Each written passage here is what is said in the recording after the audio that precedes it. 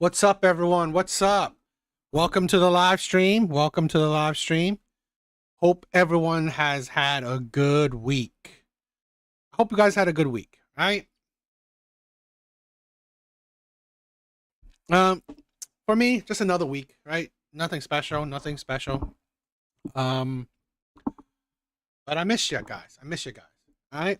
So we are going to have an interesting live stream tonight.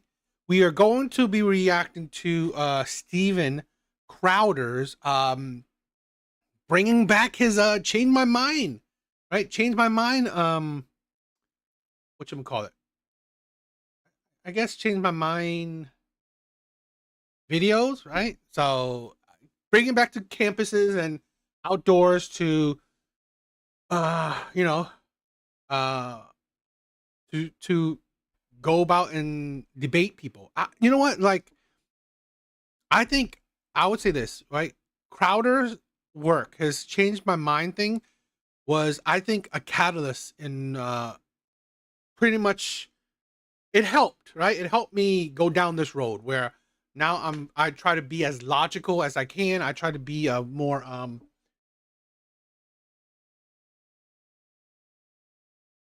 I try to be, more,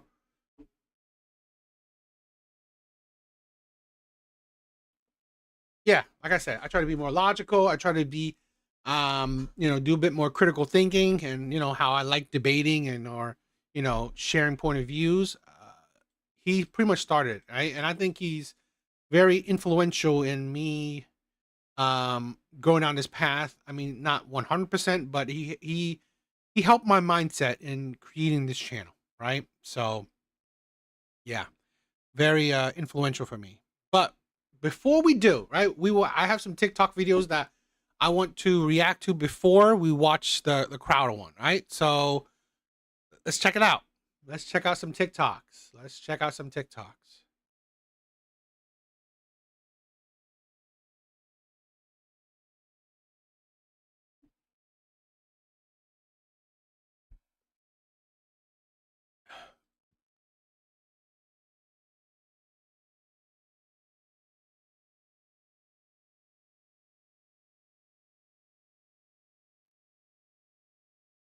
All right, let's check out these videos.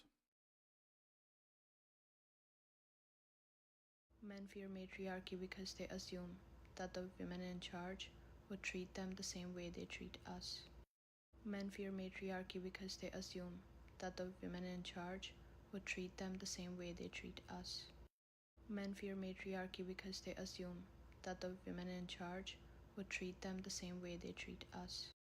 She talks so low, right? It's ridiculous. Okay, so she said men fear the matriarchy because men men fear that women would treat men the same way men treat women. First, men don't give a shit. Men are not thinking about the matriarchy.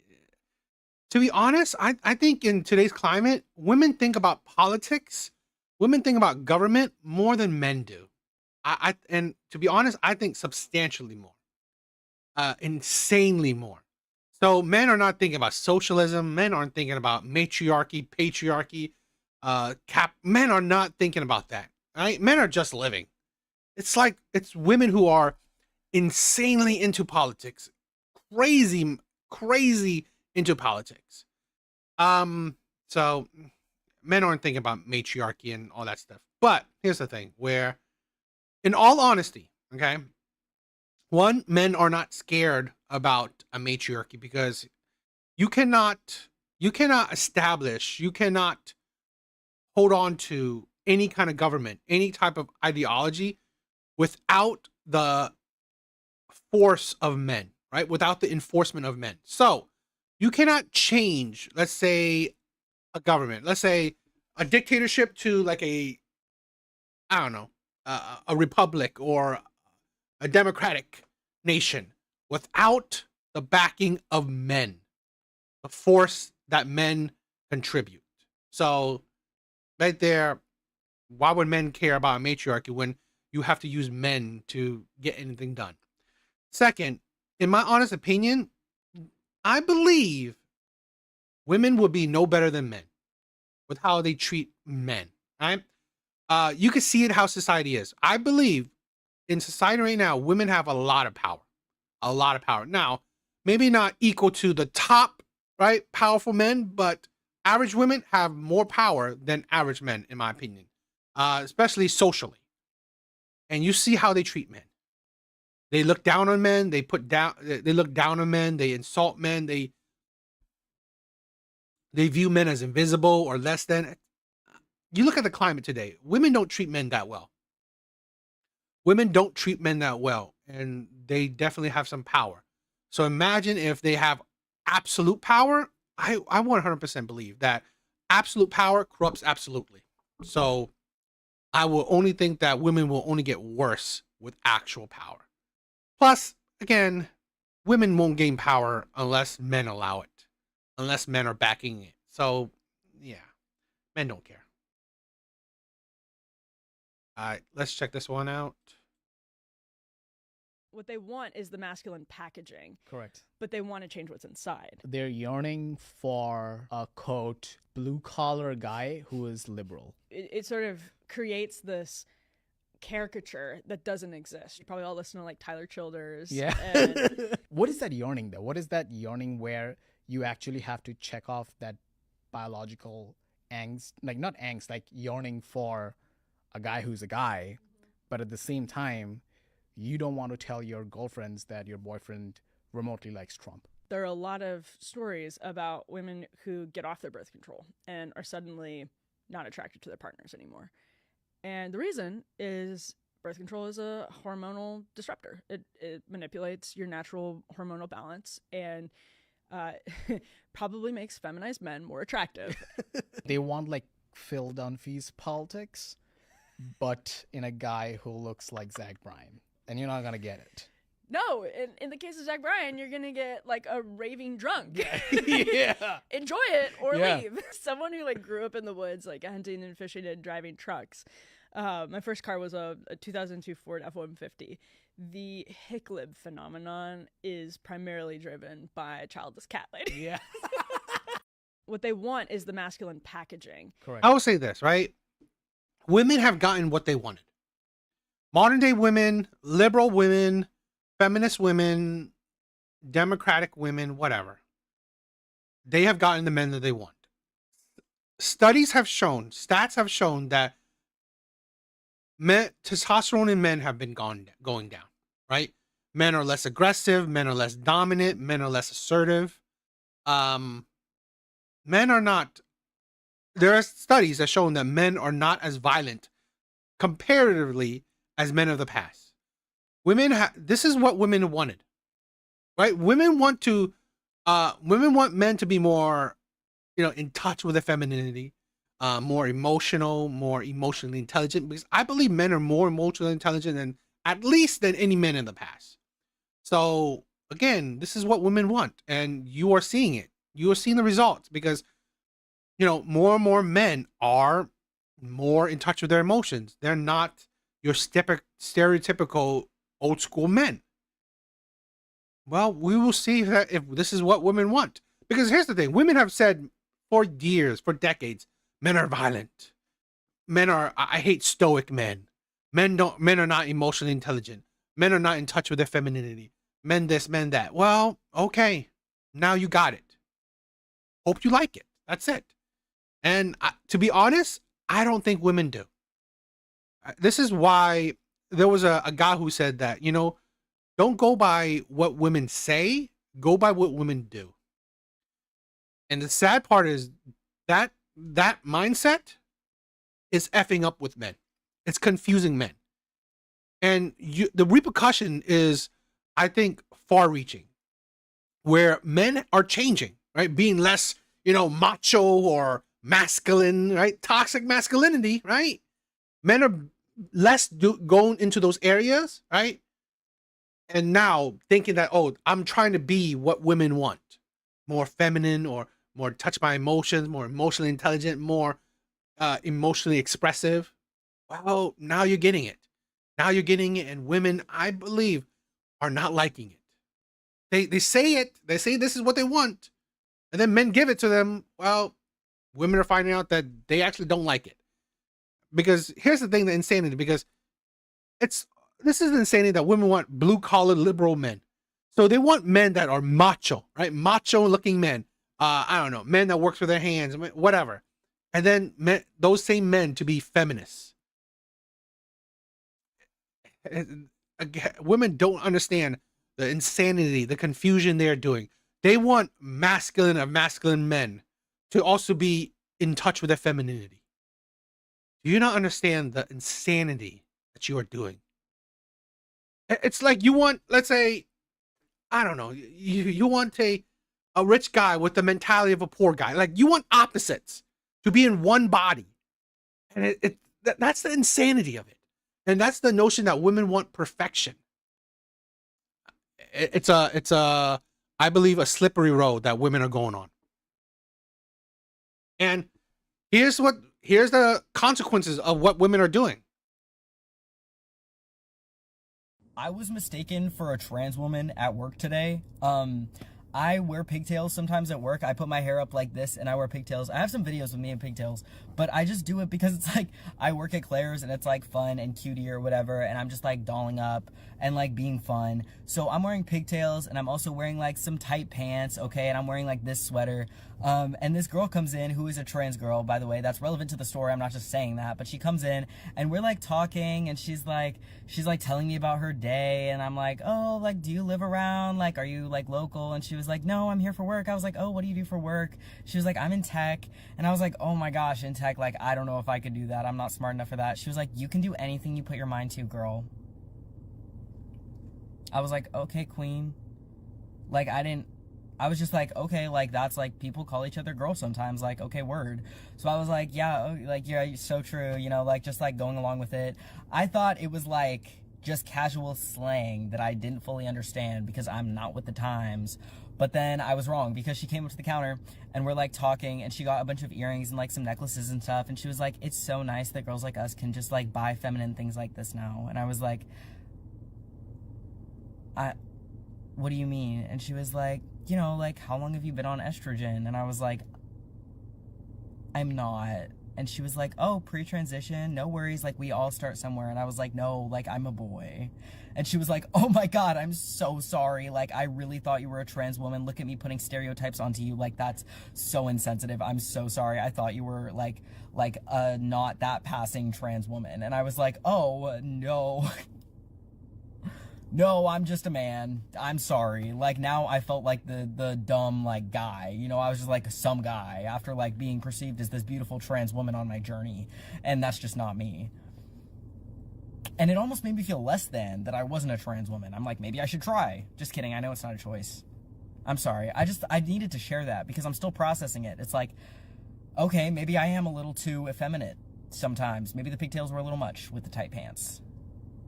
But that is something that happened to me today. For the record, not a trans woman as far as I know. If I do make that discovery, you guys will be the first people I tell. Because that would be something you guys would need to know. But as of right now, I'm still a man. Thank you. I was mistaken. And this is the world that women have created. This is the world that women are engineering. The confusion women are bringing into the world. I don't know what this is, right? And this is liberal men. This is liberal men right here. And then you want this man, blue collar, right? Your stereotypical blue collar man. But this mindset, it's like, what are women doing to men? What are women doing to men? It's next level. I mean, I don't know. But this is the results, right? This is the result of women's actions.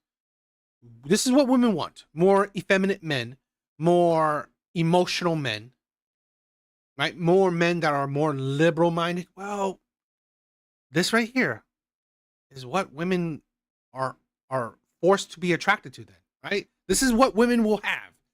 These are the type of men that women are going to have to date because they have created these types of men. Something missing from the conversation. When we discuss misogyny, I think something missing from the conversation a lot of the time is that a lot of misogyny by cis-het men is actually driven by jealousy that they're not beautiful women too. I see this all the time. For example, I was just walking at Trader Men are jealous of women.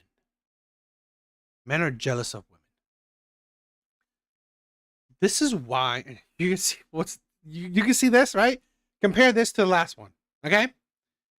And this is the ideology that women are.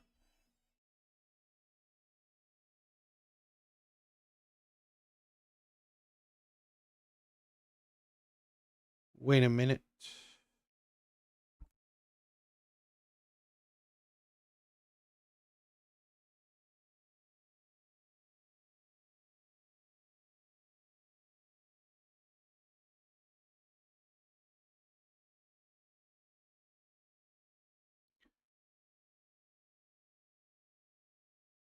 You can see the comparison, right? Women like this created men like that. Women like this created men like that. That is what she will have to date. Those are the men that she will have to date. Oh, men, cis men are jealous of women. Yeah, men want to be women. And then you wonder why the trans movement is so, I don't know, it seems like a big boom, right? It seems like a big boom.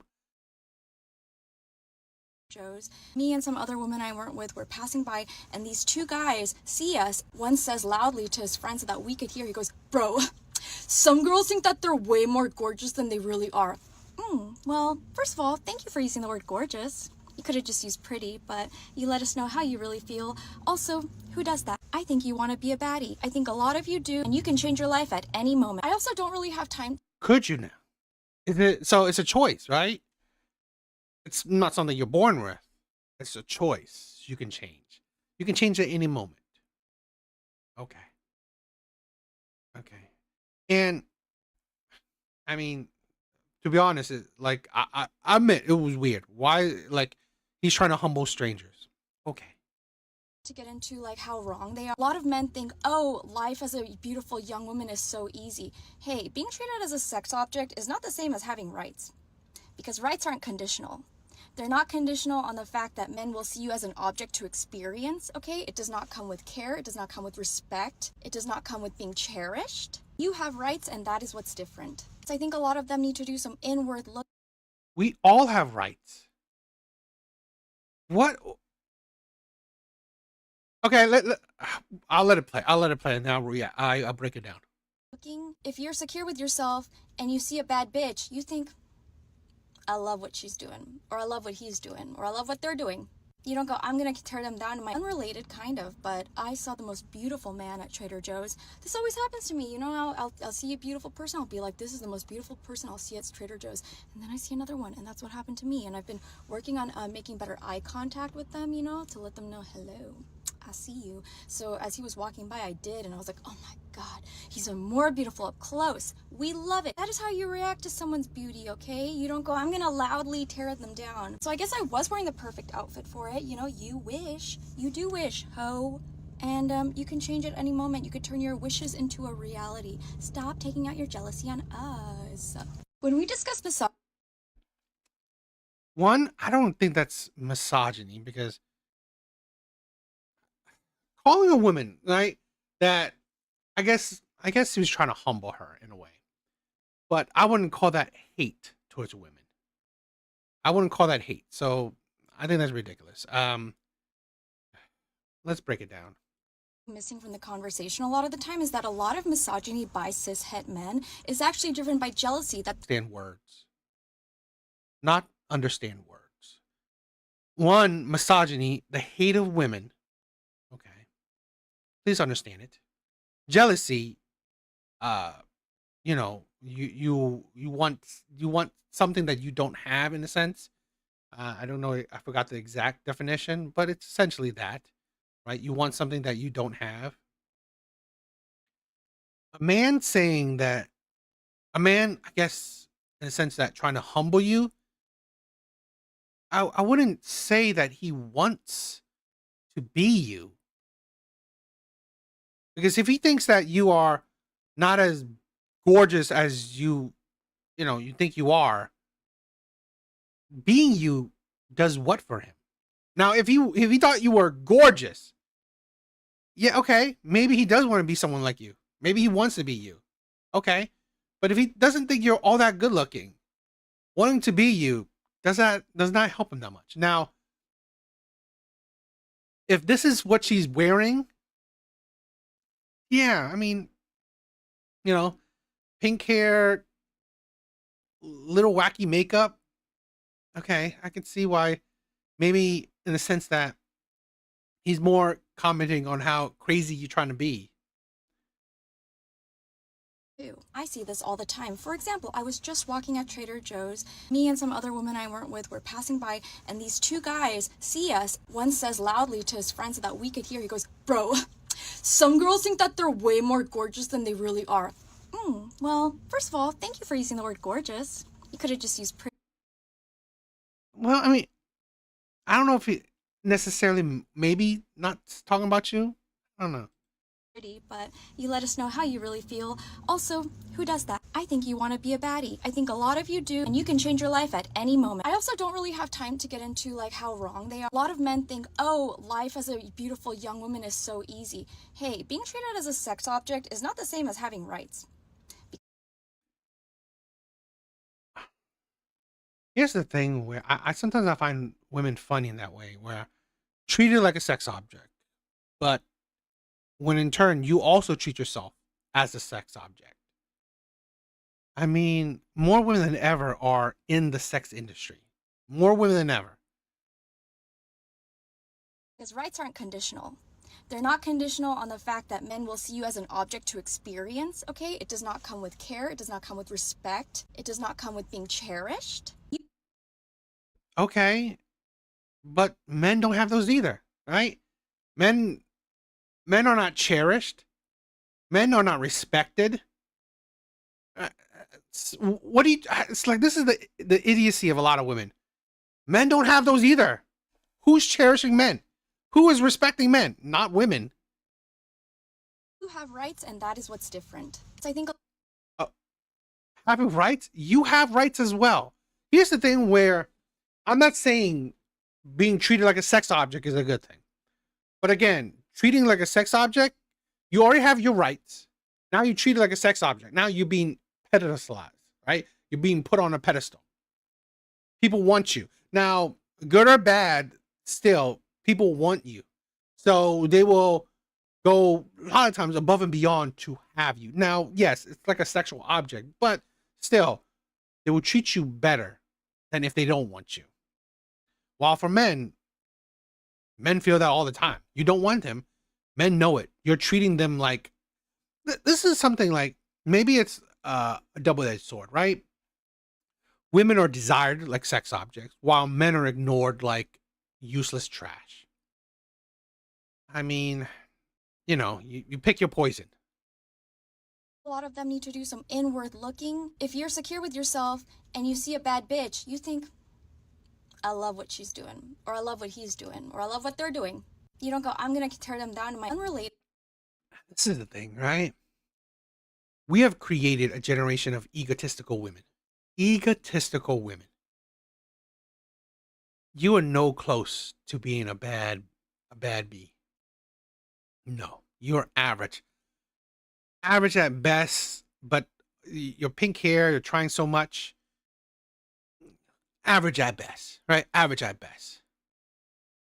We have too many women thinking they're tens, thinking they're goddesses, they're queens, they're angels, they're bad bees. You're not. You're not. It's like really ridiculous. Kind of, but I saw the most beautiful man at Trader Joe's. This always happens to me, you know. I'll see a beautiful person, I'll be like, this is the most beautiful person I'll see at Trader Joe's, and then I see another one, and that's what happened to me. And I've been working on making better eye contact with them, you know, to let them know, hello, I see you. So as he was walking by, I did, and I was like, oh my god, he's even more beautiful up close. We love it. That is how you react to someone's beauty, okay? You don't go, I'm gonna loudly is that not objectifying him? Right? Is that not objectifying him? His beauty? Essentially, maybe sexually objectifying him. I mean, attraction you can equate to sexualizing, but at least you're objectifying him. You are admiring something that's purely superficial. Objectification. Tear them down. So I guess I was wearing the perfect outfit for it. You know, you do wish, ho. And you can change at any moment. You could turn your wishes into a reality. Calling someone a hoe is like, okay. I find it, again, just kind of hypocritical, right? With women, where you can call other people hoes. And yet you will find it insulting if men will call you that. Stop taking out your jealousy on us. When we discuss... Yeah. Okay. Look, Senator, we're fighting for people's health care. That's what this is all about. So, Senator, Republicans say what you're really fighting for is taxpayer dollars for, as they put it, illegal aliens. I know that's not strictly true, but there is a provision. Excuse me, not strictly true. It's not true directly, but flat-out lie. It is a flat-out lie. The way that they frame it. There is nothing in Medicare that permits one undocumented immigrant to get $1 of assistance. Senator, if you let me finish the question. Of course, Senator, I'm sorry. Sorry, in the Democratic counteroffer, the proposal for funding, there is a restoration of Medicaid benefits for certain non-citizens that it had been taken away in the big, beautiful bill, as the Republicans put it. Republicans don't think those people should be getting health care on the taxpayer dime. I'm not asking on the merits. Politically, putting that in there exposes you to this talking point, this lie, as you put it. Why put it in there? Why is it worth it? No, what's happened is that what we're saying is that whenever hospitals give care, what is going to be the level of reimbursement? And the Republicans said it's going to be a low level. The Democrats said we just want to go back to the level it was before because you're going to bankrupt hospitals. You're going to put rural hospitals out of business. The Republicans and the Democrats plan, nothing changes the number of undocumented immigrants who still get care if they show up bleeding and unconscious at an emergency room.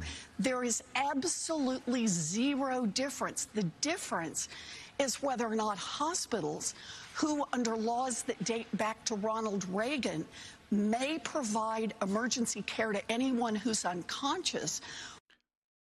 I get it. You should be treating anyone, but why is the government paying for it? Why is the government paying for it? At the end of the day, these people need to pay for it. I'm sorry. Particularly, you're not supposed to be here. You are an illegal immigrant. You are not meant to be here. Literally, she's not even answering really that. It's like, go bankrupt? Hospitals, you shouldn't, like, this is the thing. These people shouldn't be here for hospitals to be treating. That's the thing. And now that you are forcing, it seems like Democrats are trying to bankrupt hospitals. Because now you are forcing hospitals to treat these patients. When, honestly, these patients should have never been here. In my honesty, one of the things I hate about the government is that, and here's the thing why Charlie Kirk hated the civil rights. Not because, he didn't hate the civil rights. But why did he hate that? Why did he say he thought the civil rights was a mistake? It's because of how government does shit. They make stacks upon stacks of whole lot of words, right? Why not just have one page direct? They don't, because they want to put nuances. They want to put other provisions in it. They want to put, footnotes or all this other shit, all these other BS. So it could be very nuanced, very vague, so they can work around shit. Oh, you know what? Oh, this stacks and stacks of words, right? A whole bunch of words. And then, illegal immigrants can get care through taxpayers' money. What? Why? It's like, why you put all these other shit and then boom, stick that in there too? Because they want to do that shit. And that is why Charlie Kirk said the Civil Rights Act wasn't right. It wasn't a good thing in the sense that how it was done. It should have, I think he said, not exactly, right? I don't remember quote for quote. He said the Civil Rights Act should have said, you cannot discriminate anyone based on their race. That is it. That is it. Nothing else. None of the fluff and all this stuff, because now they could use the Civil Rights Act to, let's say, protect trans people, to be in women's bathrooms, to be in women's sports. It wasn't meant for that. Because they didn't have that thought, oh, let me protect men trying to be women, trying to go into women's safe spaces. That's why Charlie Kirk said what he said. Because here's the thing, the shadiness of the government is how they write these shit. They make it so complicated. What is it? This is where I'm critical with Trump too. What, the big beautiful bill? What is it like? It has over 100 pages or something shit like that. I don't know, but I know it had a lot of pages. And what the fuck? Okay, it's like, boil it down. Like a page, sign that. Another one, sign that. Because you put so much stack on stack to be one whole thing.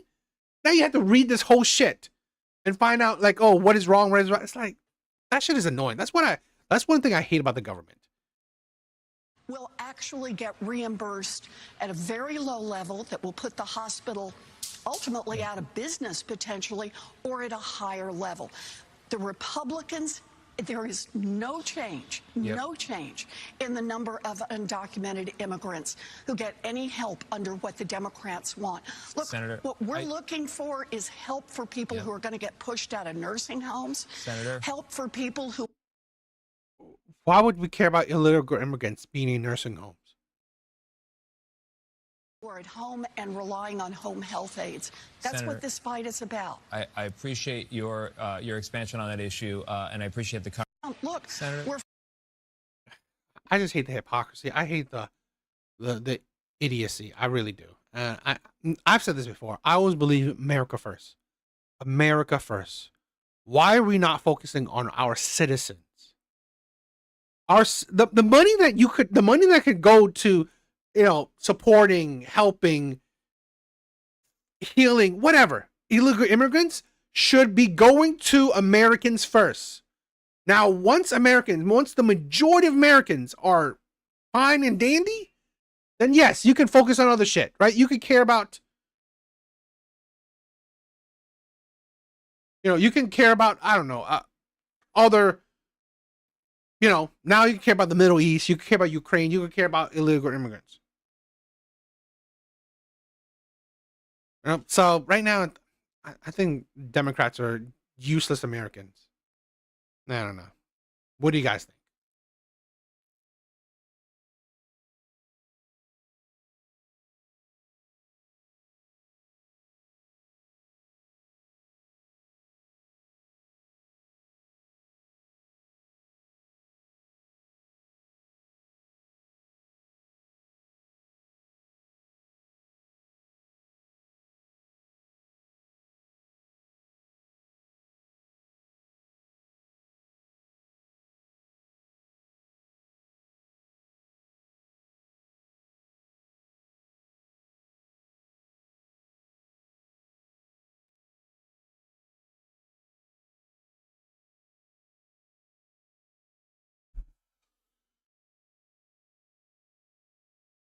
All right, let's get started. Let's get started.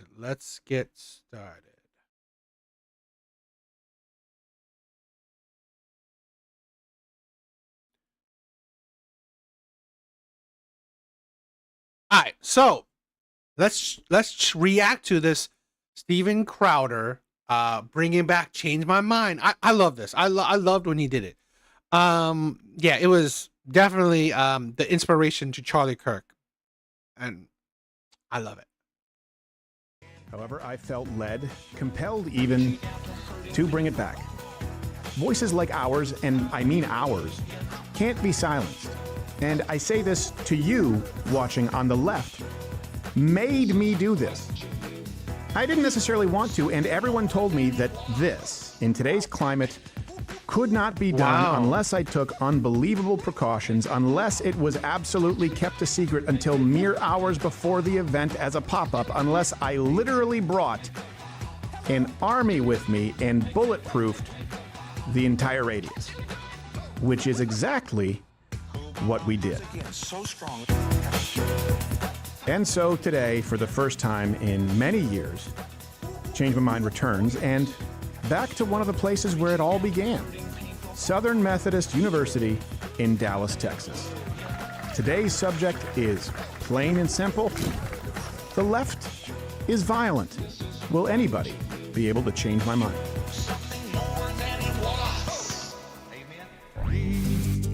Thank you, Christina, Sorry, for sitting tell down. me your name one more time. Stephen. Stephen. Yes. Okay. So I'll take that. I mean, you're not maybe super familiar with what we do with these this series. Let me just kind of clarify what it is.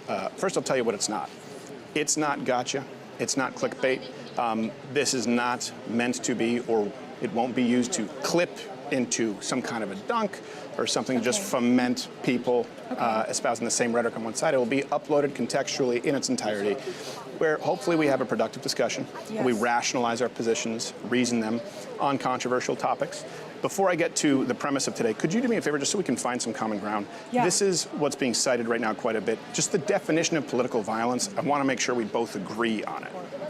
Political violence are criminal complaints, indictments, and court records looking for crimes that seek a socio-political change or to communicate to outside audience. And I'll summarize it. That's the technical description from the source cited. Yeah. It's violence as a tool being used toward a political end. In other words, just because you vote Democrat or because you vote Republican, if you accidentally hit someone with your car and commit manslaughter, that's not political violence. If you vote Democrat, but let's say you go out and run someone over because of their politics, that would be political violence. Do we agree on that? I think I can agree with you on that. Okay, Yes. good. So the premise today is that particularly today in 2025, by and large, the political violence is coming from the left. It's not proportionate with that on the right. That's the reason for the security that you see today that's very net. I 100% believe that. You know, even not today, I felt the hostility. I felt the ugliness, the toxicity of the left ever since Donald Trump's first term. And even though I didn't vote for Trump his first term, and I didn't necessarily agree with him, but I saw the hypocrisy, I saw the hate, I saw the ugliness, the toxicity of the left. And I'm like, okay, aren't you the parties that are supposed to like love and care, and I mean like care about your government, care about your your country? And to be honest, they are just become vitriol. And then they made Trump. Yes, Trump wasn't that great of a president, particularly his first term, but they made him out to be like the next Hitler. And I'm like, the man did nothing on Hitler's level. They made him out our government. Even this is the thing where the president will never be a dictator. The president never has 100% control, but yet they constantly call him a fascist, constantly call him like a dictator, like an Adolf Hitler. He wasn't. He's not.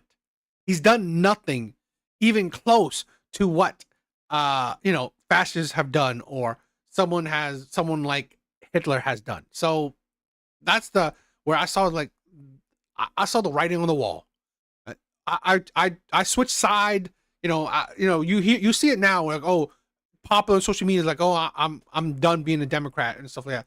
I was like that years ago because I just felt like the left was honestly just a disgusting group of people.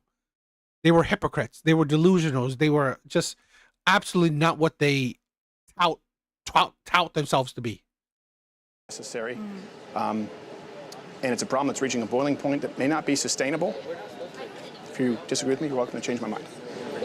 I don't know if I can change your mind, because here's the thing. When I see the sign that says the left is violent, and you talked about how it's not proportional, and I would love to see your statistics about that, because we could make the same statement about the right very easily, right? Like we could say that was it just a month or two ago that the Democratic lawmakers were shot, and that was like all right. I think our bigger problem is that the Talk about the Hortmans in Minnesota, right? Right, yeah, because she was a senator and her husband was also killed, and that was done by the right, whatever. But it wasn't. But continue.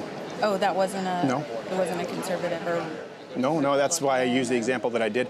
The person, Vance Bolter, who committed it, specifically said it had nothing to do with politics, and he left a letter reasoning it, saying that Tim Walz had ordered him to carry a hit out on people. So he was very clear that it wasn't in the name of politics. That's someone who happened to be, on some issues, Republican, on some issues, Democrat. And he was appointed by a Tim Walz administration. So that was not done in the name of political violence. He said Tim Walz ordered him to assassinate somebody who was out of his mind.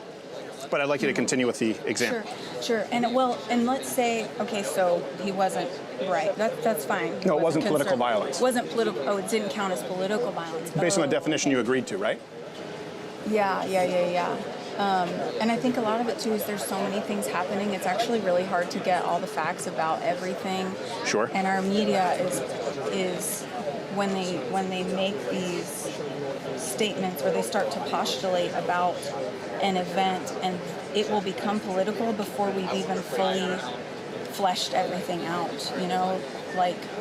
Could you give me an example? Well, the shooting that happened at the church yesterday, I haven't seen enough. I don't know. Have you seen any media on it yet? I'm curious to know what the media is saying quite a bit about it.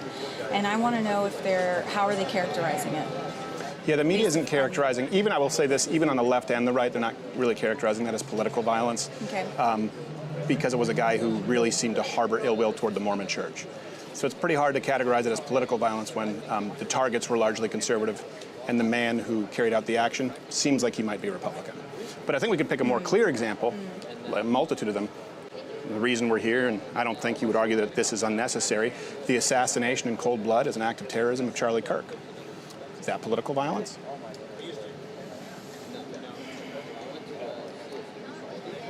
You seem so confident on the Hortmans, but not Charlie Kirk. I was just thinking. It's 100% political. 100%. It's like, what else would you? It's like, okay, it's either you hated Charlie because he was religious.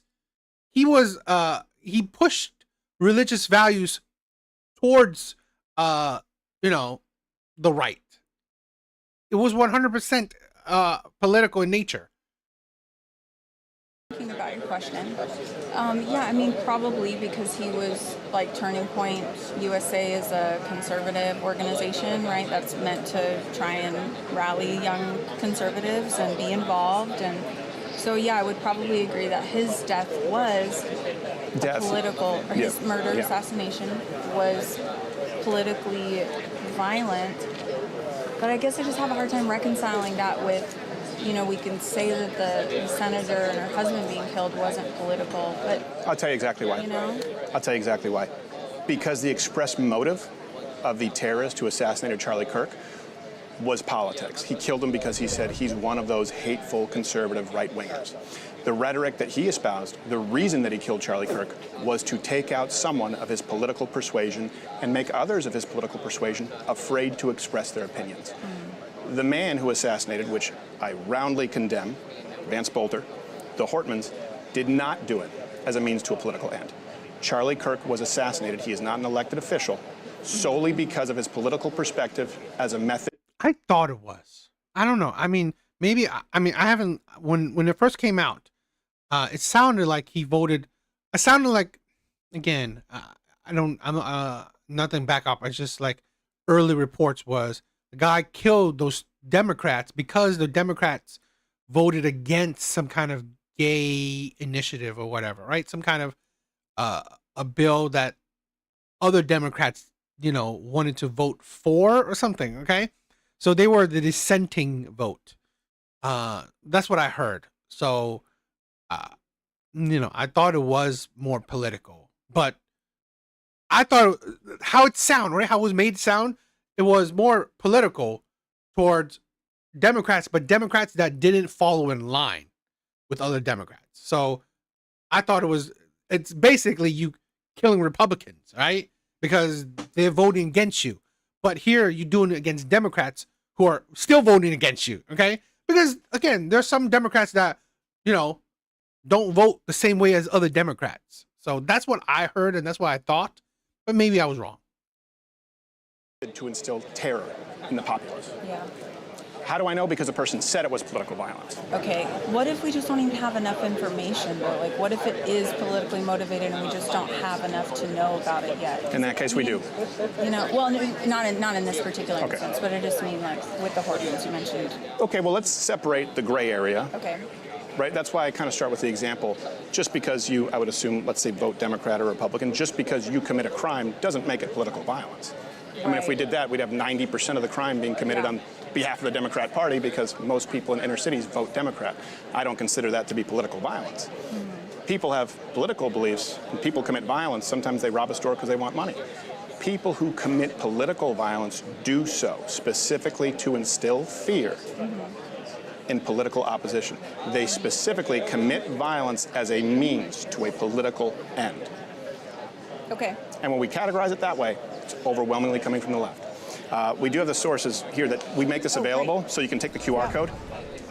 So what would make you, because you seem very confident that the Hortmans was political violence, and then it's nuanced with Charlie Kirk. Why?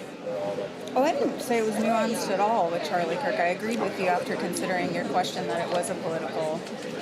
If that doesn't constitute political violence that could be answered in the affirmative immediately, of course, what would?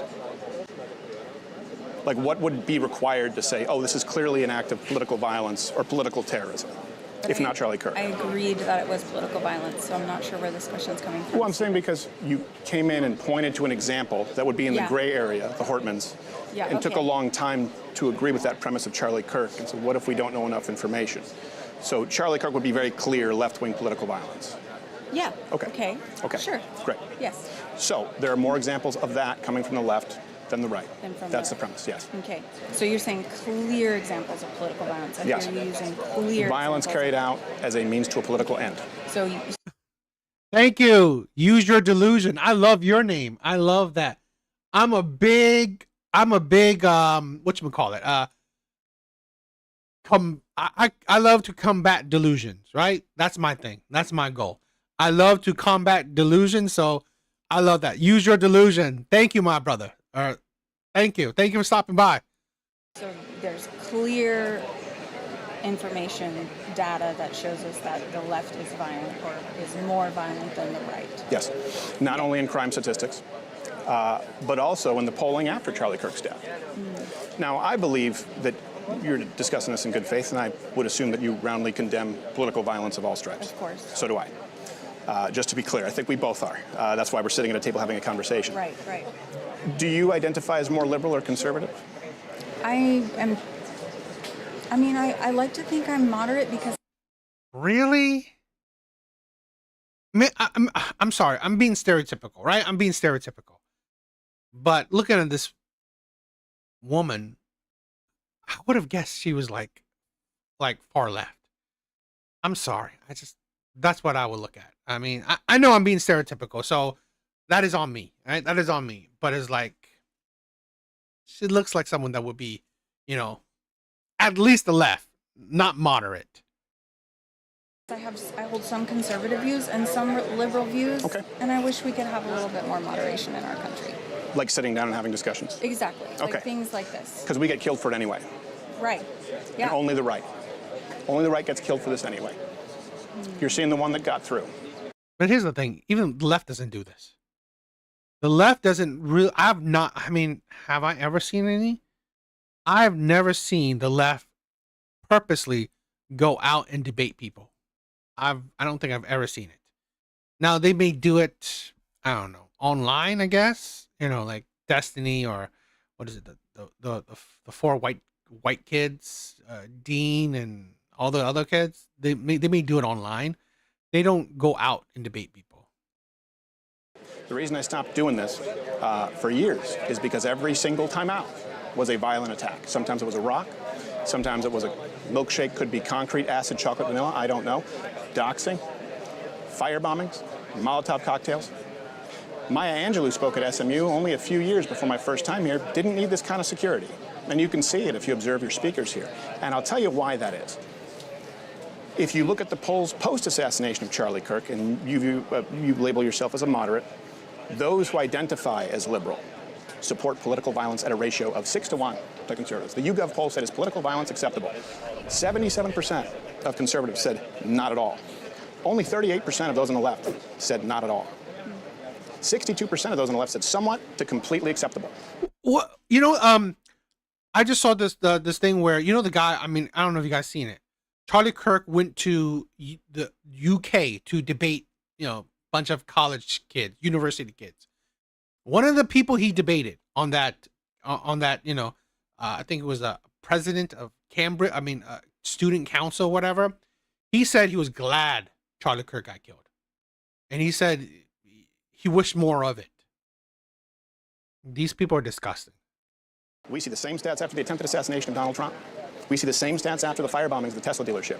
And we see the same stats on the opposite side, those on the right roundly condemning political violence. The lowest you'll find is 72. You usually find it in the high 80s.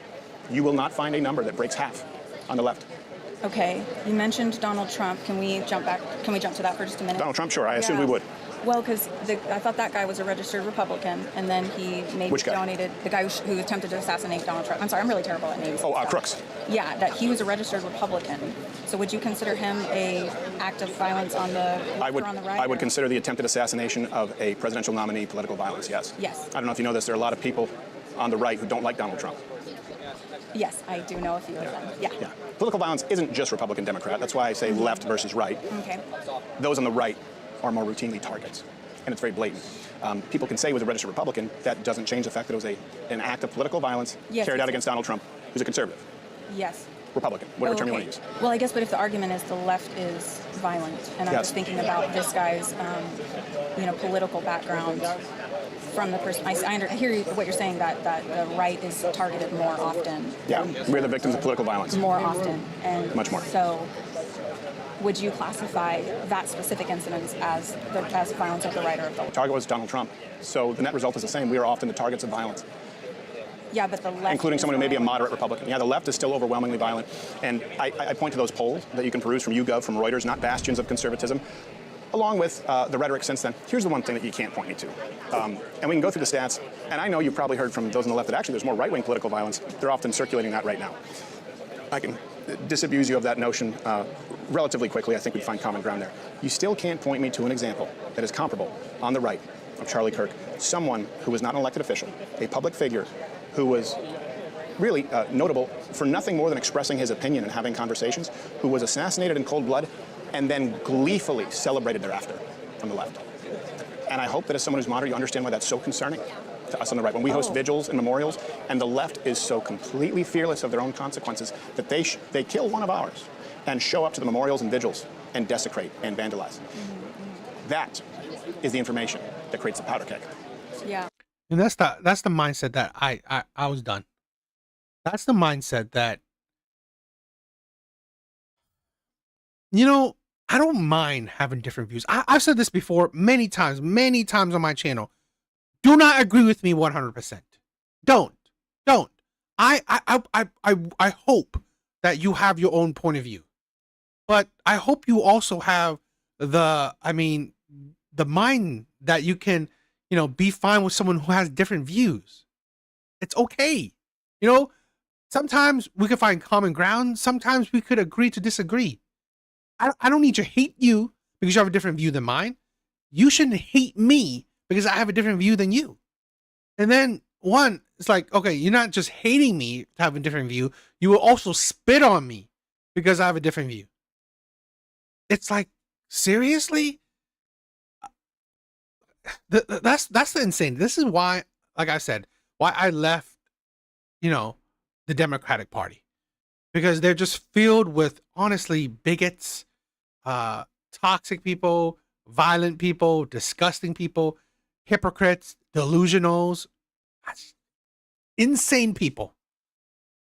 Yeah. The only off-ramp would have been, hey, we kept saying that people like Charlie Kirk, by the way, he was much more moderate than I am. I am Genghis Khan or Attila the Hun compared to Charlie Kirk, but I will have conversations with anyone. I just want to be very clear. So I know that plenty of people would gleefully celebrate my death, my murder, for doing this exact same thing. The only off-ramp would have been the left saying, look, we've called Donald Trump and his voters and Charlie Kirk and Stephen Crowder and whoever on the right, Tucker Carlson, take your pick, Sargon of Akkad, everyone. Ben Shapiro, we've called them fascists, we've called them Nazis, we've said that they want to commit a genocide because they don't want to transition children, we've called them racist because they support the police in an era of defund the police, and my God, people out there actually believe it. It's incumbent upon us to tone this down and say, you know what? They're not fascists. We made these people believe that this guy would never relinquish the reins of power. How do you deal with fascists? You can't do it at a ballot box. If I believe that there was an actual government right now that was executing blacks, as the left has said about the police force, if I believed that there was a leftist government that was actually fascist, that would jail any and all political dissidents, if I believed that the left was committing a genocide against white conservative Christian men, and if I believed that that administration would never host a democratic election again, I'd be out in the streets with a gun. You have a huge portion of Democrats who believe that about Donald Trump and his voters. Yeah, I mean, I believe you saying that people believe that, absolutely. That's very different between the right and the left, isn't it? I mean, I don't know, Stephen. It feels like it's so polarized right now. It's even hard to find common ground on anything. You know, like I was just thinking about the sign, and it's. But we don't have to. We don't have to find common ground. We can agree to disagree. That is it. I think it's fine for us to not have common ground. But I think the point is that if we don't have common ground, why would you want to kill me because I don't agree with you? That's the thing. That's the insanity. Let's agree to just disagree. But no, the left is on the verge of insanity. If you don't agree with me, I want to kill you. That is it. It's like, if you don't agree with me, I want to beat you up. If you don't agree with me, I'm going to constantly be in your face trying to force you to agree. It's like, what? It's just too much. That the left is violent. Yes. Then when I sit down, it's actually the left is politically violent, and so it's kind of it's a modifier, right? We're modifying our conversation a little bit, and so. No, what I'm doing is matching the intensity and the rhetoric of the left. Kamala Harris and Joe Biden have said the right is violent. The political right is violent. And I'm doing what they are unwilling to do, which is sit down and have a conversation. I don't believe it's nuanced. I believe there's black and white, pretty clear-cut good and evil in this one. I believe there's pretty black and white, clear-cut who's responsible for the political violence. But I will discuss it with anybody. So did Charlie Kirk. And they kill us anyway. So I'm matching their rhetoric that I can fit on a sign, but I'm doing the work that the left is not willing to do and having a conversation. But I don't know where we go from if we have these conversations and short of a brigade coming in, we get assassinated. The left doesn't fear that. I would disagree, though. I think the left does have their own fears about it. Maybe it's not exactly the same, but I think there's a lot of fear out there. It's just different. The leftist speakers on this campus don't need the same kind of security. They don't. I'll take note of that. I mean, I've been a student here for 2 years, and I hadn't even paid that much attention. I don't go to a whole lot of events, but I'll take note of that and see what I notice. So. Well, let me ask you this. Assuming that I'm not lying to you, right, about these polls, and this is one thing, every show that I do, I'm largely a comedian, by the way. I'm an unwilling participant in this. I want to be telling dick jokes in a comedy club. I do stand-up comedy, too, actually. Oh, good, okay. Do you do some around here? I do. You might know my half-Asian lawyer, Bill Richmond. He does a lot of stand-up in Dallas right now. He has a show coming up. Cool. Well, let me know. Maybe I'll be able to look it up, and I can't come out and see a show unless I come out with security, but I'd like to see your material. That's actually even another example. A man who works on my show, a man named Josh Firestein, he was a booker for a franchise of comedy clubs. When I performed at the Spokane Comedy Club, it was the first time they ever needed metal detectors and security. He'd been a booker there for many, many years. You had actual registered communists do comedy there. He was shocked and he was ready to hate me. He works for me now because he saw why it was necessary. When you perform on stage, do you need metal detectors? Do you need armed security? I have since I was 19 years old doing comedy in clubs. And I don't think I've said anything that necessitates that.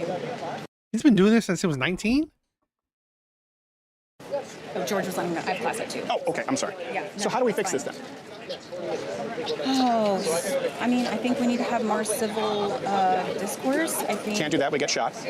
Well, we can. We're doing it right now. Let's with not a brigade. Be so pessimistic. But Stephen, come on, we have to change our attitudes about it. We can't.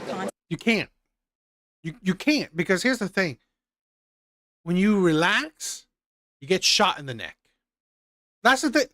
One of the things were with Charlie Kirk, he had relaxed security because honestly, he felt that too much security deterred people. But that, you see how him not deterring people led to his death? That's the thing. So what next, Republican or conservative or whatever is going to take his life into his own hand and, sit with people and do this? Crowder, he's taking that chance. He has the balls to do it, but not many people want to just take their life into their hands like this. Constantly fixate on the negative stuff. I know it's important and it matters, but we can do it. And just as a I can do it with $250,000 of security. Most people don't have that. Most people don't have that. And you talk about like fearing for your life. Yeah. I am a female pastor in Deep East, Texas. So on Sunday morning, I wait for that time when someone doesn't like what I said from the Female pastor. I'm not religious, right? I'm not a religious person, but I believe, and this is a thing where I know people who are religious. I believe, and you see it, many people are walking away from religion because it's geared towards women. It's geared more towards women. A lot of times, single mothers. I don't know. I just don't think that it's beneficial to have women leading a congregation, to leading people. and comes up to me. So I too live with a fear, but it's different for me. And, Do you have metal detectors and armed security? We can't afford that at my church. We have an old person that sits at the front and says hi and tries to intervene in a way that would be appropriate of a Christian. We've thought about bringing security to the church. We talked about it. We literally can't have these discussions on our side unless we have it. We have security. It's a necessity. Yeah. And I think that's really unfortunate that it's gotten so bad. The state of our country is so bad that we can't even talk to each other without one side or the other having to provide ridiculous amounts of safety and security that maybe aren't even guaranteed. No, it's true. Right? And I agree with you. It is terrible that we've gotten to this point. Yeah. It is terrible that it's exclusively incumbent upon one side to have these types of measures in place. Let me ask you this. Because, again, I think that we both abhor political violence. Do you think that maybe when one side is being hunted, let's make no mistake, Charlie Kirk was hunted. When people showed up to my house to try and kill me, I was being hunted, right? Any conservative here is one viral tweet, one effective video away from being hunted. Yeah. Do we think that when that happens, and we peacefully mourn the loss of one of our peaceful leaders, and we are still approached with violence at memorials and at vigils with desecration, do you think that maybe the both sidesing it, saying it comes from both sides, is actually more harmful than productive?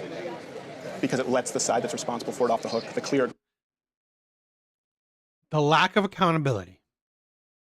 That's where I hate, right? That's the thing where I hate, where Democrats are showing their lack of accountability 100% on the left. 100%. Take it. Take the accountability. Okay? It's the lack of accountability. Like, we condemn these people. We condemn our side that enacts these violent acts. Okay? We condemn the Tesla stuff. We condemn the, trying to assassinate Trump. We condemn the assassination of Charlie Kirk. Like, you people are not part of us. That's the thing. I've said this before. Where I support men. I'm sorry. I've said this before. I don't support all men. I support good men. That's it. I support good men. I don't care, if you're just a man, but then you are, calling women bitches and hoes, and you want to degrade women, you want to use women, you want to abuse women, you want to get in a relationship with a woman and then cheat on her. No, I don't. No, you're not for me. I don't agree with that. No, I'm good. You don't need to follow me. That's the thing where I'm gonna hold up to it. I'm not scared. Oh my God, we don't have these voters. We don't have these insane voters for us. No, fuck that. You don't want these people on your side. But they will show how, lack of accountability they have. Do I think it's more harmful to say that it's both sides? Do you think it would be more helpful to call the left out and say, hey, you guys have been saying fascist, you guys have been saying Nazi, you guys have been saying genocide, sexist, and people believe it, and we're seeing political violence now that we both hate. Do you think that calling them out aggressively, rhetorically, might be more productive than saying, well, I guess it happens on both sides right now? No, I don't, because it kind of reminds me of therapy, where it's not necessarily helpful to point the finger in ways that are counterproductive. Not that I'm not opposed to holding people accountable, because that's a different thing. No, I understand. So, let me ask you then this way, where you say pointing fingers. What is the reason that we record crime statistics? I don't know. Would you agree with the fundamental premise that its primary purpose is risk assessment in determining who's most likely to be victimized? For example, and I hear this from the left, transgender or gay sex workers are more likely to be targets of violence than heterosexual sex workers, right? Those studies have come out, and by the way, those seem to be true. So we go, okay, these people are more at risk. The reason for crime statistics is to assess where the risk exists. Otherwise, it serves no purpose. Okay. Do we agree with that? Fair. Okay. Sure, I'll trust your information on this. Well, it's not information. It's just the reason. This is the why. Why else would we have crime statistics? Why would we record them? There's no reason. Just, okay, crime was committed. There's nothing we can do about it now. I'll just have a history. I mean, it's another potential reason, but sure. What's the value in a history? But history's so important, Stephen. Come on. In what? History matters. Oh my gosh. But history's important in what? In everything, right? History repeats itself, but I think it holds to your point that Yes. history matters because you're saying we've seen these You don't want to repeat violence events. Yeah, and we don't you don't want to repeat negative history. Right, so we agree. right, That's the right, reason for right. crime statistics. So if we look at those statistics and we look at the polls and we see an overwhelming number of those on the left, at a ratio of 6 to 1, support violence compared to those on the right, and we see people being murdered in cold blood. If you are conservative, right-leaning in this country, and a public speaker, you are more at risk. How is that pointing the finger? It's identifying the problem and not repeating history, no? Yes. Well, with data, sure. And data speaks differently than I think sometimes people do. Sure. You know, and so I think how data is presented matters a lot. I agree. So yeah, I mean, that's kind of all I really have on that particular thought. Were you wanting? Well, I think actually, going to that point, the data that's presented, for example, right now in the wake of the assassination, and by the way, not just that, we haven't gone more than 3 days, but a serious liberal attack. But a serious leftist attack, meaning in the ideology of the left. You have it right here, ICE, that happened, ICE facility. You had another one in, I believe, is it Alvarado or Alvarado? I don't know the right way to pronounce it. People were shot there. There was a bomb threat. Yeah.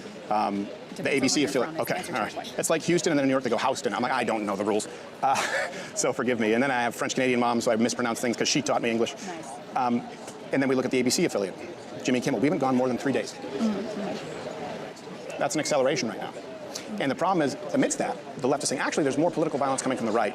And that's the rhetoric we've been hearing, and it's dishonest. In other words, data is being presented to the public deliberately, dishonestly, to victim blame. And that's something that we face too, where if you back people into a corner who are avoiding conflict, who are not violent, there could end up being right-wing violence. And when that happens, it's very ugly, it's very effective, it's very swift. And the only way we avoid that is for the left to take accountability of it and for them to tone down the temperature. And by that I mean, right now, and this is where I show you, I think we both agree on this. So the two sources in the data, I don't care if you see my password, are the prosecution project, that's what's cited in The Economist and NPR, and Cato. These are the ones where they say, hey, right-wing violence is more prevalent. I'm sure you've heard that. Let me show you what they don't include in the data, because like you said, people speak differently than data. U.S. in Portland. When was this? The Summer of Love, George Floyd riots. Aaron Danielson, shot point blank dead because he was a Trump voter. And the man Reinhold, it was Michael Reinhold who shot him, told the cops, I got the Trump supporter, dead. We agree that's political violence? Yes, of course. Not a single one of these places cites it. It doesn't exist in their database. The ones here in your black folder. That's the thing where I don't agree with Crowder 100%, but that's what you got to do. Don't agree with someone 100%. Then you're a sheep, right? Then you're just a follower. Okay. Then you're blinded. Make your own decisions. And that's the thing where I can say this, right? If someone who's like, let's say, a Democrat, and he says something logical, I could agree with it. It's just, as long as it makes sense, yeah, you agree with it. You don't, sometimes this is a problem where we as people are not in a sense, not in a place where let's agree to disagree or find common ground. We don't need to hate on each other. Because we bring in this is the thing where I want more men, and men do it. A lot more men do it. Just think about it logically, right? Be logical. I think we are in a state, the US particularly, we're too emotional. Insanely emotional. And controversially, this is what women have done. This is what women have done to a lot of men, in my opinion. Brought up more emotion. They want men to be more emotional. And it has shown that testosterone levels for men have gone down. Men are less aggressive, men are less combative, men are less dominant. But there are also side effects that men are more emotional, right? Men can be more emotional. So, I don't know. This is where ideologies become problematic. They come as a set of beliefs rather than dealing with individual issues. I can see that. But this is a thing where what I was like, right? And again, ideologies are fine, understandable, but the problem is when you make it concrete. When your ideologies are so like such your whole being, okay? Being a leftist is just all you are. And I've heard so many women say it. Oh my God, I cut off family members, boyfriends, fathers, mothers, sisters, brothers, friends. If they are Democrats, if they are Republicans, I cut them off. It's like your ideology is poisonous. It's absolute poison. Because your ideology, it's like there's no room for nothing, right? This is a thing where we're so narrow-minded, Yes, they make it. It's like a religion, right? Being a leftist, being a Democrat, it's like a religion now. It's gone too far. It's gone to such an extreme. 100% agree about women. At the same time, they want us to be more emotional, but they get spiteful when exactly. You don't understand. This is the thing where I hate it. Women have destroyed being stoic. Being stoic. I'm sorry. Women have destroyed being nonchalant. And honestly, nonchalant and stoic, it is a man that's in control of his emotions. It's a man that's not women don't understand because women have the privilege to express emotions. Women have the privilege to express emotions because here's the thing. When a woman is mad, yeah, she screams at you. She could yell. She could say mean shit to you. Okay. And if she hits you, whatever. As a man, if a woman hits you, slap you, whatever, we ignore it. We deal with it. We move on. Right? But still, that's violent. That's violent. That's being emotional. But imagine this. This is why men understand men. And this is the problem with women trying to change men. Men knew that being stoic, being nonchalant, the reverse, if he's too emotional, yeah, he screams at you, he yells at you, okay. But what if he hits you, right? And women can do it, but imagine that emotional package. In a man, it is dangerous. Men know this shit. This is why men have always been in control. I believe, in my honest opinion, men have been unknowingly emotional intelligent. Because men couldn't articulate it correctly. But men, I believe, were unknowingly emotionally intelligent because you control your emotions. Part of being emotionally intelligent is controlling your emotions. Because when men let out their emotions like anger, sadness, whatever, it can lead to violence. Because the sad part is that men have the burden of strength. That's why being stoic, being nonchalant is a good thing for men. They don't generally interpret nuance and subtleties the way men do, vice versa. We become stoic.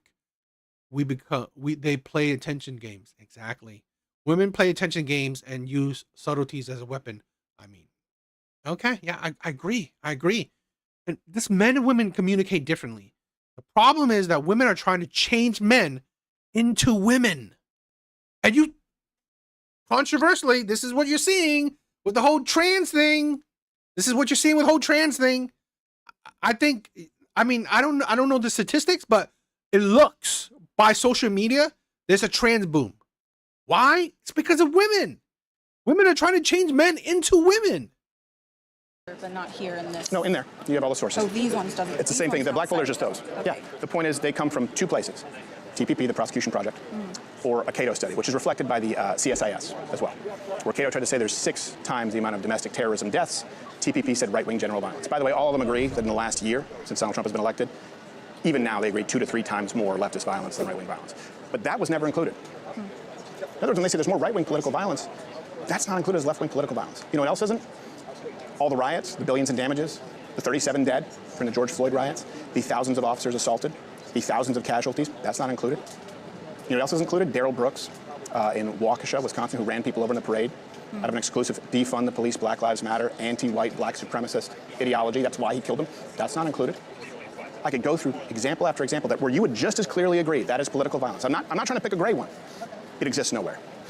So why do you think that wouldn't be included in the data as left-wing political violence? Because that's the number cited by the left right now to justify it. I think we have so much data that it's hard to even, especially in today's Well, I don't know. That's weird because you're saying in the police recorded call they said He spoke to the police before they shot him. So it's on a 911 call. That So this is on the Trumper. Yeah, he was talking to the police. So there's police cam video. This is security camera video, and then I believe there's also police camera video and sworn testimony from the police. But he identified as 100% Antifa. Yeah. You can look at his social media. He went out there. There are even, I believe, interviews with this man before this was committed where he was talking about enacting political violence. Yeah. Did it, clear as day. Are you a Trump supporter? Yes, we've got a Trump supporter. Bang, bang, dead. All the studies from left-wing sources don't include that. Is that bothersome? Yeah, I do think it is bothersome because we need to have the facts of the situations, any situation, regardless of where it comes from. And you talked about something you said earlier just reminded me of like the media is not portraying things accurately. And Right. that's adding fuel to the fire. Yeah. It's adding so much fuel to the fire. On that, we agree. And can I ask you, and this is, by the way, there's no wrong answer. This is just an opinion. Why do you think that wasn't included? Why do you think the examples that I gave you, none of them were included? But any example of white on black? This is a thing where I like statistics, but I also don't 100% trust them. Because at the end of the day, it's human compiled, right? We humans are very biased, very flawed. So yes, I would. A lot of times I do use statistics, but I also use logical reasonings in my thing. Okay, logical assumptions. Okay, I prefer to use more logical assumptions to build a logical scenario, something that makes sense. Okay, not something that necessarily built on statistics, because again, I take it with a grain of salt. Okay, because like I said, statistics are compiled by people. People are flawed. People are biased. So, Violence, even if it was a Democrat voter, was listed as right wing. Any attack on a government building, even if it was Antifa, was listed as right wing. Why do you think something that clear It's not included. Would it surprise you if the authoritative source that's being cited, the prosecution project, the author of it, was actually arrested himself on January 20th protesting Donald Trump, committing crimes, and that entire day was also omitted? Probably not. A member of Antifa who said we are an organized group and we confront fascists. That's the source that gets disseminated across. Seems that there might be a bias there. And these sources are being used to victim blame those on the right now.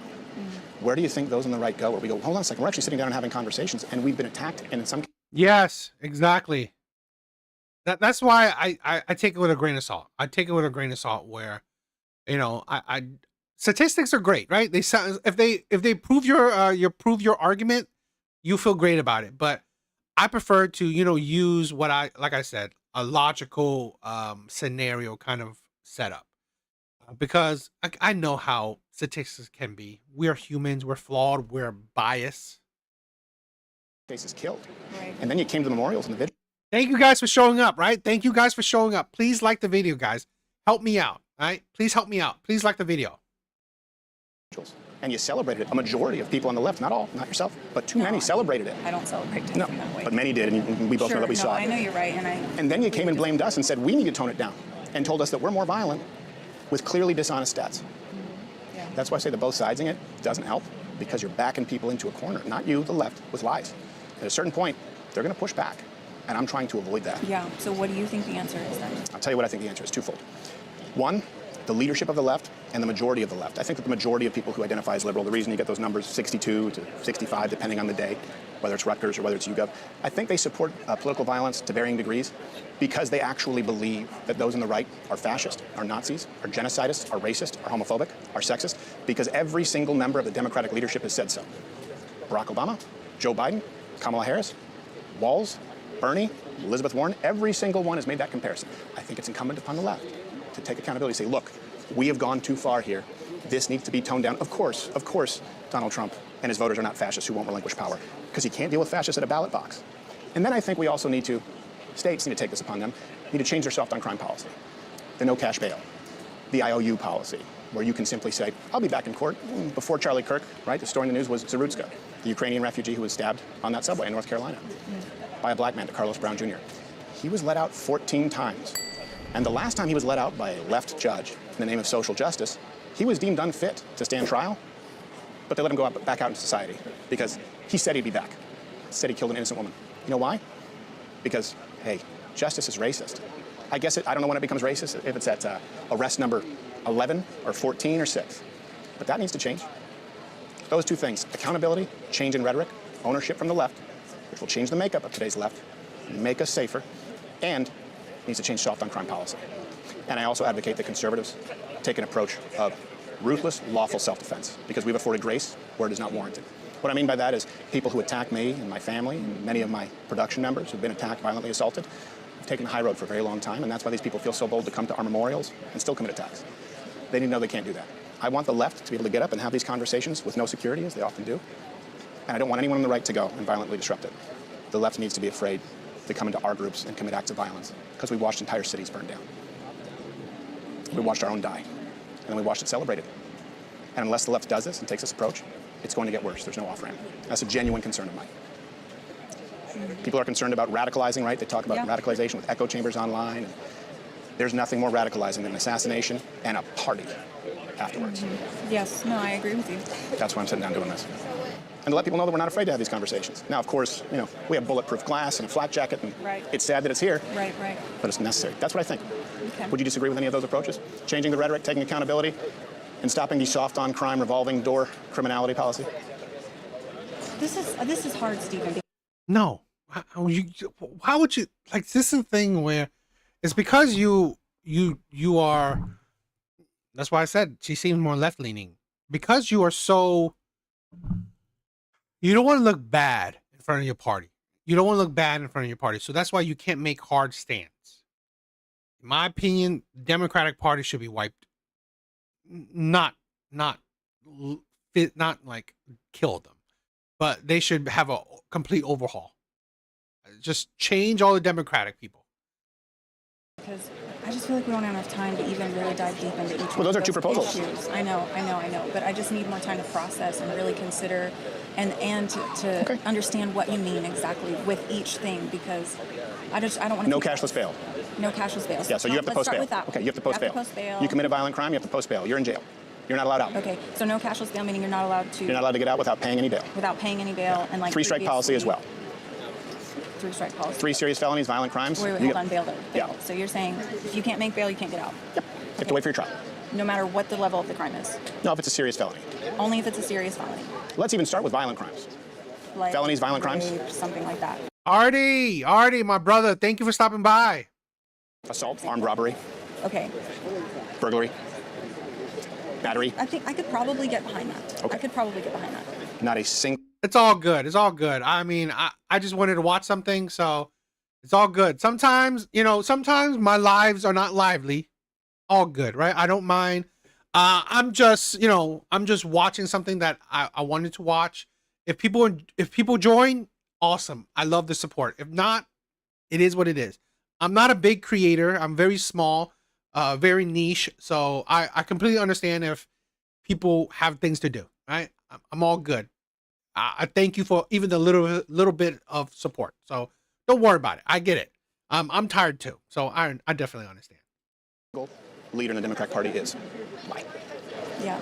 So we can get behind that. No IOU policy for these criminals. You're deemed meant. Let's use DeCarlos Brown Jr. as a very clear example. We could use George Floyd as an example too. He was arrested 6 or 9 times. Actually, I'm so. Okay, that's fine. I have to go to. Okay, well, please peruse those sources. Your name is Christina. Let me get your last name, so if I want to go see your material. Yeah. Well, I perform under a stage name, and I wouldn't say it anyways. Could you write it down for me if I don't show it to anybody?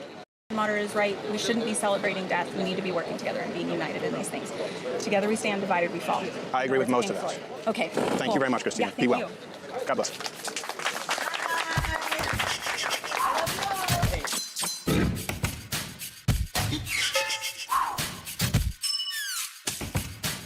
Well, that was surprisingly productive. And I say surprisingly, not in the context of change my mind, but in the context of what we see in today's social media highlight reels. I hope that we can keep this up. Let's move on to our next conversation with Madison, like the town. Allow me to assert the premise today, which is that today, especially in 2025, I am presupposing that predominantly the political violence right now is coming from the left, setting a tenor and tone where everything you see here today is necessary. And if you disagree with that, you're more than welcome to change my mind. Yeah. All right. So, which part of that the left is predominantly responsible for the tone of political violence today do you disagree with? Well, I have to think that we first have to consider how many people are on the left and what is the true ideology and mythos behind this new occurrence of violence that we see with the left. Okay. Of course, I mean, there's potential skews of media. I don't doubt that crime is not happening, but how many people are truly committing crime out of the sake of leftism or out of the sake of radicalism, or could it be plastered on there just to get this ball rolling about narrative? The only other question that I had, a personal question about you, is, and it's a tough one. Well, is it related to the topic? It is. Okay. Would Jesus be on the left or the right? Well, that's a conversation for another day. We talk about that in church quite a bit. I don't necessarily know that he would fit within the current American left-right paradigm. But I will tell you one thing. Jesus would certainly be against political violence as a form of intimidation or coercion. It seems to me like, and correct me if I'm wrong, you're not disagreeing with the idea, the uptick that there is an increase in political violence from the quote-unquote left. You're just not sure if you define them as left? Partially, yeah. I just don't necessarily want to just assign political violence or terrorism directly to the left, because we see political violence across the world in forms of autocratic or conservative ideologies. So maybe China is a really good example. Arguably Russia. Of leftist violence? Of leftist violence, especially. Or, well, no, autocratic and conservative violence. China would be conservative? I would believe so, because they're an autocracy. So they have to practice conservative ideologies to obtain, they can't liberate their people. That's what the left is. That's what liberation is. Well, I don't know how familiar you are with the CCP, but they're communist. And they did so under the guise of liberating people. And then, of course, you don't actually have any democratically held elections again. So they are communist. They've done so to liberate people, namely from the decadence, the quote-unquote shackles of the Western world. I'm just a little bit, I guess, flummoxed as to how you would define communist China, the Communist Chinese Party, as right-wing. Well, because when Marx wrote his communist ideologies, it was conservative-based. He didn't enjoy other people, races. He wanted to eliminate races. What does it have to do with conservatism? It has to do with human rights, because conservatism isn't looking to liberate people from, or define human rights. It's looking to remove human rights. Conserving the beliefs of the state and conserving the beliefs of elitism. Okay, so what if your premise is flawed? So what if conservatism, and I understand, by the way, I agree with you, it means different things across. For example, conservative in the UK. In Canada, you're basically a liberal or a liberal separatist. There's no real conservative party. But in the United States, it's not about conserving the state. As a matter of fact, our Constitution is very unique in that it said the state doesn't grant any rights. So it's preserving the Constitution where you are granted unalienable rights, meaning birthrights, by God. And the state only serves to recognize those rights and protect them. And so if the state ever infringes upon the rights that are naturally yours by birthright... But who assigned natural rights? Well, again, the founding fathers would be conservative. But natural rights being... Republican? Well, this was before the Republican Party. Am I correct? This is the Republican Party. Yeah. But I'm just confused. So you would say that communist China, conservative. I would say it's autocracy that uses conservative. Okay. But how is that conservative? For example, you say doing away with races. How is that conservative? It conserves their power over the state, or over the nation. So you believe that conservatives want the state to have more power? I think that we define conservative beliefs by our Republican values. But conservatism across the globe looks very different. Okay. Well, I agree that different parties, because there's also the Conservative Party, for example, whereas here at the Republican Party. We're talking about conservatism in the United States. It seems to me that your presupposition is that conservatives, Republicans want more state control, want more government power, as opposed to the Democrat Party, liberals. Okay. That would apply over health care, what you can eat, what you can drive, taxes. They're more liberal, more open-minded on the left of those policies. Okay. I would just disagree with that, considering if you just look at marginal tax rates and you look at gun policy, you look at speech policy, you look at energy policy, what you can drive. But going back to political violence, you said you wouldn't want to ascribe the uptick that we both recognize, political violence to the left. What would be required for it to be ascribed to the left? What if they said it was? Like, what if someone... I would say, like, I'm looking at this globally. Well, let's talk about here in the United States, because that's what we're just... Why are you looking at it globally? And this is the kind of the stupidity of it. You don't, in a lot of sense, Americans don't live in a global world. Not in many sense, where Americans are very sheltered, because you can see it when they travel. They don't know the world. Okay, a lot of Americans, how they travel very ignorantly, very entitled. So Americans are not, to think globally is kind of idiotic, in my opinion, particularly as an American. Because you don't know how other governments work. You don't know how it feels to be, I don't know, controlled by other governments, or, you know, what other word would I use? I don't know. Like to be governed by other governments. So it's very idiotic to think, oh, I'm thinking worldly. Why? Yeah. Like what I'm asking you is what would be required if someone were to commit an act of political violence and you consider it on the left? What if they said it's because they're on the left? Would that count? I would say so, no. No. I think if somebody is doing an act in towards the left, what side of the left and why? Because what we refer to as the left is now a religion and ideology. I would agree with that. This is a secular movement. Secular humanism, And, yeah. well, you can really say demonic too, because like a lot of those people are nuts.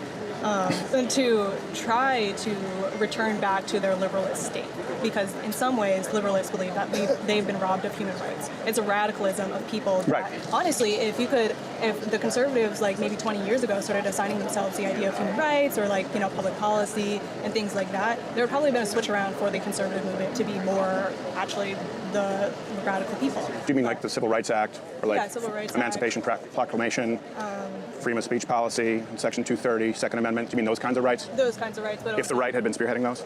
And probably a little bit more socialist ideals. But of course... Well, it's not just change the definitions, right? What you can't do, or I would disagree with doing, is saying racist means conservative, because it doesn't, right? Most slaveholders would be Democrat, and I know we would talk about how the parties have switched. You can't say KKK equal, those would be largely Democrats. There's nothing conservative about racism. There's nothing. Again, I think that we're saying Republican parties and Democratic parties when conservative. That's what we're doing. We're discussing it here in the States. Assignment of Republican, because if you want to argue that Republicans were liberating people, wouldn't that constitute as a left nowadays? Why would that be left? Because they're liberating people from slavery, and it's a Republican mindset. We don't. No, I don't see how that would be left at all. As a matter of fact, I think your fundamental flaw that I would argue is this idea that the left is more concerned with individual liberty. That makes sense why you would ascribe conservatism to communism. I think you'd be hard-pressed to find anyone who agrees with you. But right now, on the political violence, let me ask you this. Karl Marx, he was a conservative. Wanted to do away with the nuclear family, wanted to seize the means of production and distribution. I just won't agree with you that anything about that is conservative. The political violence, the assassination of Charlie Kirk. Confusing conservative with Republican ideals. And the Republican ideal is to protect the family. In some ways, you could say it's conservative. Sure, family, yeah, conservative. Again, and Karl Marx wanted the state to be in charge of the family. That is the American perspective on conservatism. Okay. But the arrival, like what is liberalism, what is conservatism, we can't assign it to American Republican Party or Democratic Party because people hold left-leaning views in the Republican Party. Sure.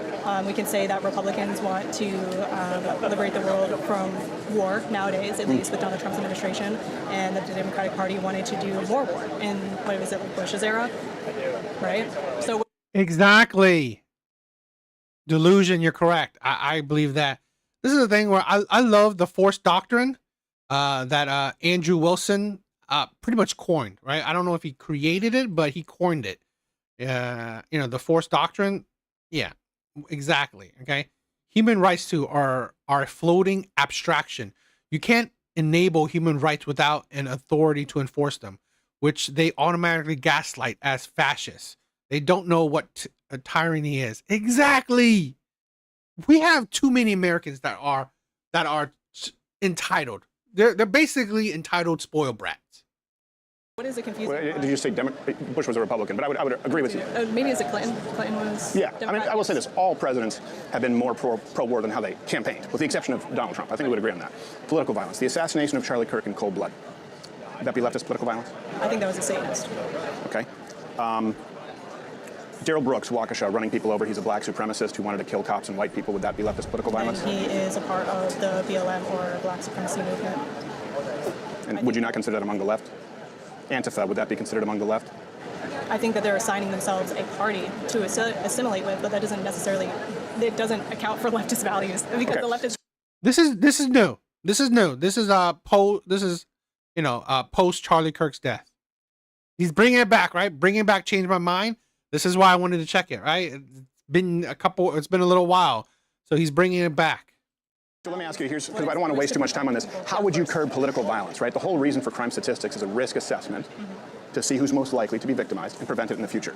I get that you're in college and I understand that things can be kind of nebulous or abstract, but there are real people dying, right? And some of them are people I've known sitting in this exact. Okay. So where is the violence coming from in the country right now when you take into account Charlie Kirk? I mean, what just happened here down the road at ICE, or Alvarado, I'm not sure how it's pronounced as well. We haven't gone more than 3 days in the last 3 weeks without significant acts of self-identified leftist terrorism.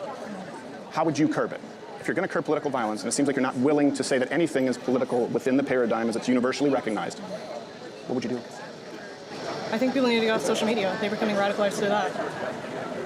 Okay. How much time can you spend on TikTok, like, cycling through the same, like, violent ideologies? Because conservatives can have... I'm banned from TikTok because I said Xi Jinping has a small penis, so that's the I don't Communist care Party. about TikTok. I can say Instagram as well. No, I'm just saying. Yeah. I agree that social media can be very toxic, but we're seeing real acts of violence. So assuming that you can't wave your magic wand and ban all social media. Are you meaning? Yeah, Crowder is going. He has the balls. A lot of security guard, bulletproof vests, bulletproof glass. The man is, he is security up. Amazon. Our current social system is anti-civilization. Only our social system. The worst are allowed to rise to the top. I don't know. I mean, the worst is only allowed to rise to the top. I mean, I don't know. I don't know if I would say that. And anti-civilization, I don't quite know what that means, right? Yeah, I don't think I understand that one. In terms of, like, policies, like, if I had a seat in... Well, we need to identify the problem. Where do you think the political violence is coming from more right now? I think on a global scale... In the United States. Both. In the United States. Why do you keep on saying a global scale? You're not living outside the U.S. You're not experiencing other situations outside of the U.S. You are insane to constantly think about the global scale. In the United States, I can't speak on the United States because I don't think it's just the United States. No, but that's what the conversation is today. So if you don't want to, that's okay. But I appreciate you taking the time. You don't want to because you know that you will be calling out your own party. I appreciate the disagreement respectfully. You're never going to get me to say that the Communist Chinese Party is right wing. Well, of course you wouldn't, because, like, you represent the Conservative Party and the Republican Party most. Well, there's no conservative party here. I'm just conservative. There are examples of people who are carrying out things violently, but it is not just the leftist ideology. It is a religion to something greater. And that's what I just want to assign it, is that because, yeah, of course. And, like, I've kind of already iterated my points, but... No, and I think, yeah, we would agree, Karl Marx loathed religion and wanted to replace it with the religion of the state. Yeah. And that's what we see from these leftists. But I appreciate you sitting down, Madison. Thank you very much. Are those furry pants? So that they look... They're furry pants and what? Well, they're fur. Bear pants. Oh, they're bear pants. Sorry, I didn't mean to... Shoes that are very, very exclusive and rare, but... So what took you back when I said furry pants if they're bear pants? I didn't mean to offend you. They look like fur. Well, they are bear. Okay, Boston. they're bear pants. Are you a fan of Boston? No. Not very much. I only spent a little bit of time there with the hockey exchange. Montreal, we do an exchange with the Boston, and it's an intensely uneducated and often quite racist people. But thank you very much, Madison. I appreciate taking the time. God bless. God bless.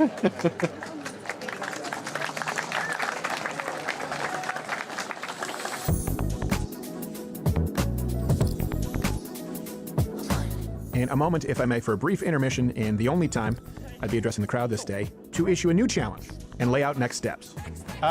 Guys, this will be probably one of the only times that I address you kind of as a mass of people, because these usually end up being individual conversations.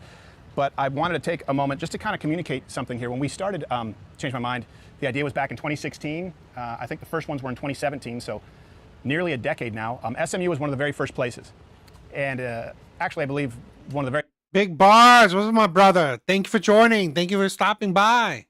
first place was me with a sandwich board in Burlington, Vermont, in a morph suit, because it wasn't on campus initially.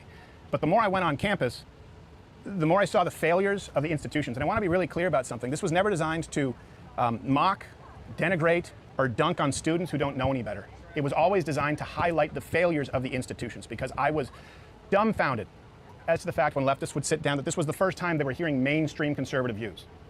So it was always about highlighting the failures of institutions, and that includes media, but certainly academia. And that's why the next step, and something we've been trying to put together for a long time, but no one has agreed to do so, and why I'll be announcing this publicly and reading it out, we're actually going to be starting or calling for formal debates with professors at schools.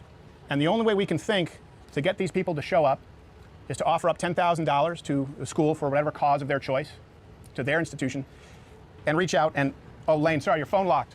Where's Lane? Your phone, see, I have to read this off his phone because I just had to get the list. Can you hold it open? All right. And so we have reached out, and any Tom, Dick, Harry, or Karen who will respond and take the $10,000 offered up as a charitable contribution in any of the departments of political science or liberal arts at the University of Texas, at Kansas University, UCLA, Cal Berkeley, Stanford, USC, Penn, Penn State, Columbia, NYU, Harvard, Boston University, this country, and the majority of political violence is coming from the left. Okay. And it's reaching a really serious boiling point. I've been observing it for a long time. Yeah. Doesn't mean that violence doesn't occur across the board, but predominantly from the left. If you disagree, you're more than welcome to change my mind. Yeah, so one thing, I'm curious where you think that political violence comes from, just kind of as a general. Where the violence on the left comes from? Just where political violence, comes from, or on the left specifically, either way. Yeah, well, I can tell you where it comes from on the left exactly. Yeah. I can tell you because I've been on the receiving end many times. So the reason I stopped doing Change My Mind for years is because every single time out there was some kind of attack. Yeah. For exactly the kind of conversation we're having right now. Right. And the ones that you've seen. I don't come out and instigate, but some people yell at me.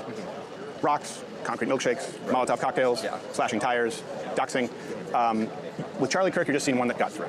He had all the security before he was assassinated in an act of leftist terrorism because there were many close calls. Yeah. So that then empirically, that the recent polls from YouGov, from Reuters show that a majority of those on the left believe that political violence is somewhat to completely acceptable, in contrast to the right. So I'll address leftist political violence. If you refer to your political opposition, Donald Trump and his voters, as fascist, compare them to Nazis, say they're racist, they support oppression of blacks through the police force, say that they want to commit genocide and erase trans people because they don't believe that children should transition or biological men and women's sports, they're sexist, homophobic, and say, for example, specifically on Donald Trump, and this is the entire DNC, as far as national figureheads, saying, and you won't have another election again. Yeah. Because he won't give up the reins of power. If I believe that, I'd be in the street with a gun. Right. So I guess from my view... Do you understand that? Would you agree with that kind of premise? No, I understand where that's coming from. And I think really, like, what has changed recently is there's been more hatred in politics. I guess, can we kind of agree with that? I think that there's been increasing violence. I think that progressivism necessarily is predicated on divisiveness and hatred. I don't think that's the case with conservatism. Interesting. I guess what part of progressivism do you think comes with that? I mean, like... Racial division, gender division, classist division. Right. I mean, you don't see the right saying... I agree. One of the things I hate about the Democratic Party, the left, is that constantly talk about race, gender, orientation, sexual orientation. I'm tired of it.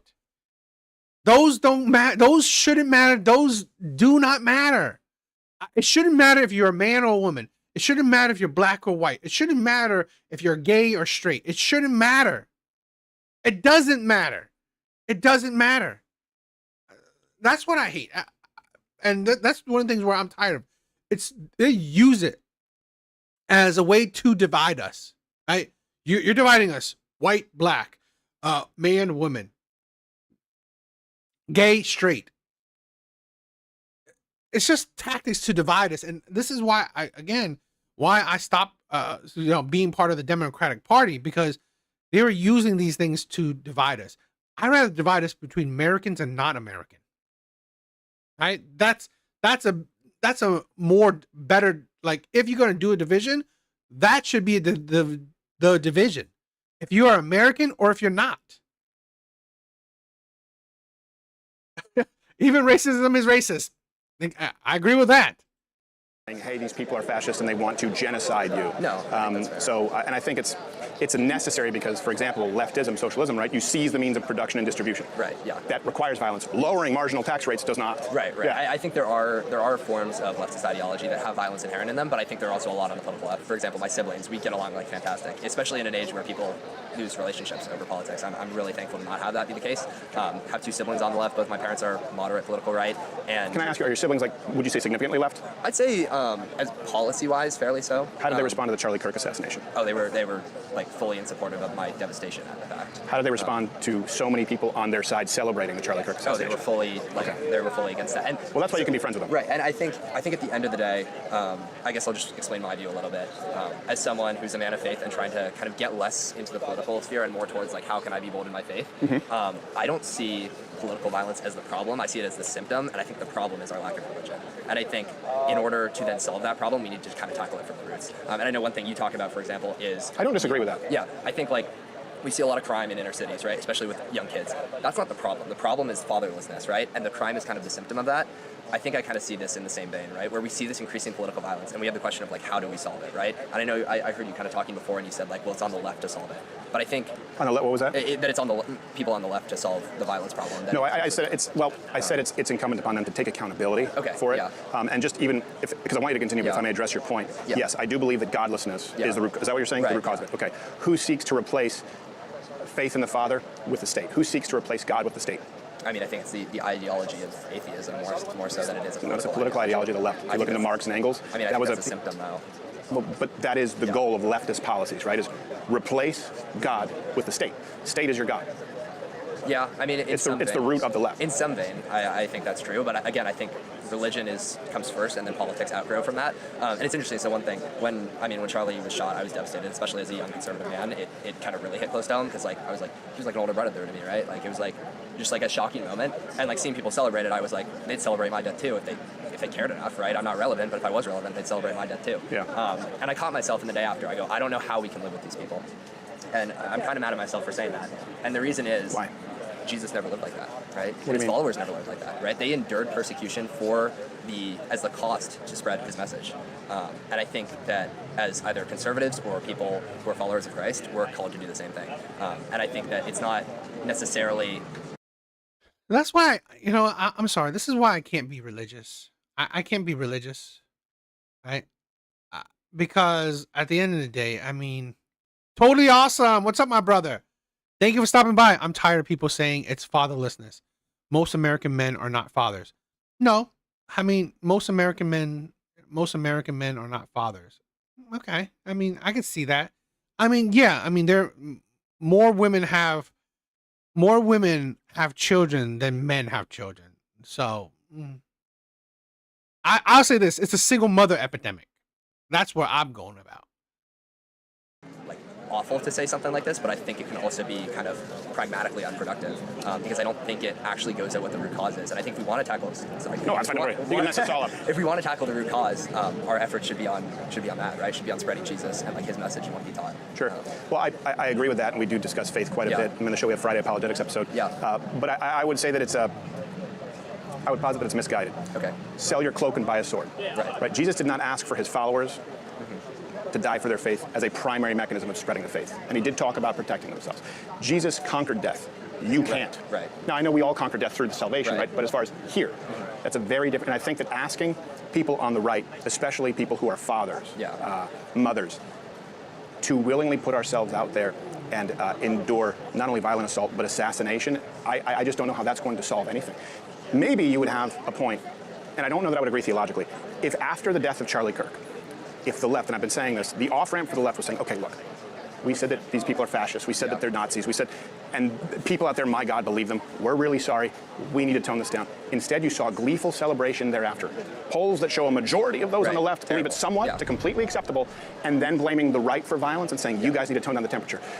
There is no living with those people in their current state until they change. They need to be redeemed. And I understand they need Christ to redeem them, but we can't be sitting ducks.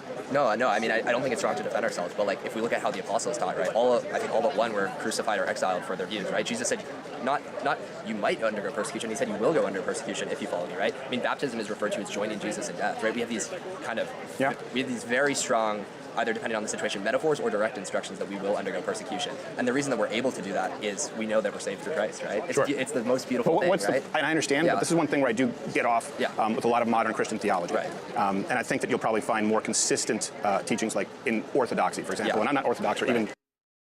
I agree. I think Jesus is an unattainable goalpost. Really, it's rare we can manifest peace in the world through sheer will alone. I 100% agree. This is the thing where there's part of like, this is where, again, this is why I don't agree completely with, like, let's say conservative values. The whole ideology of religion is just, to be honest, it's just,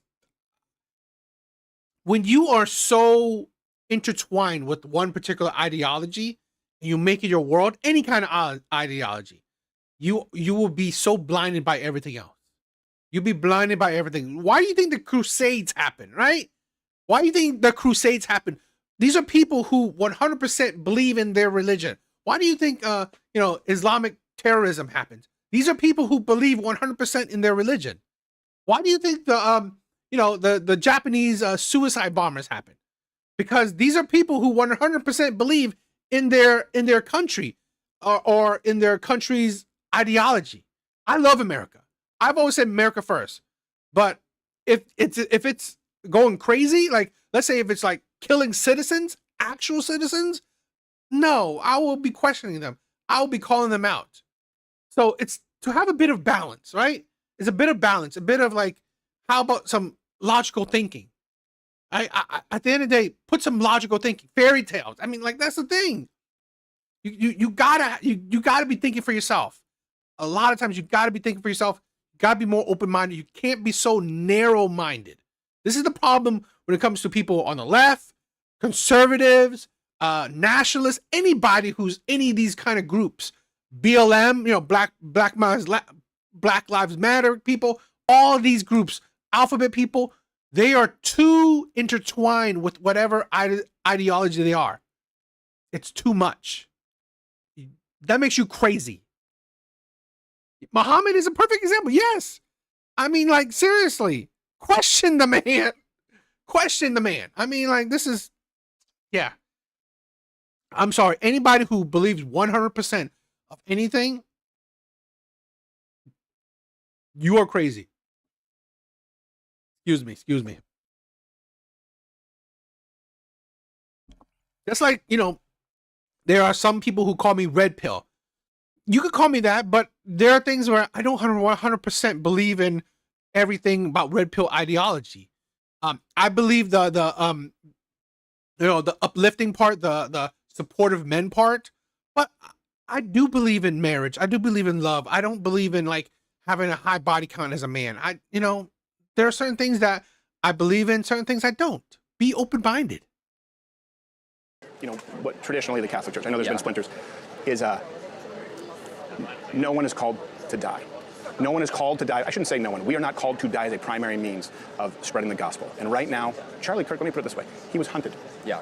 By definition, he was hunted, just as I had been hunted. And you're one viral tweet, you're one viral video, one post away from being hunted yourself.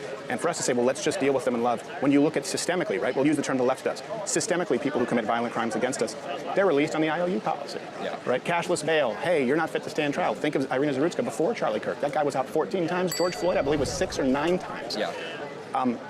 It is an evil, evil ideology that has permeated the halls of our institutions that does need to be dealt with. And I don't think we can deal with that by just turning ourselves into martyrs. I'm willing to be a martyr. Yeah. I don't want to be. No, I don't think you should necessarily want to be.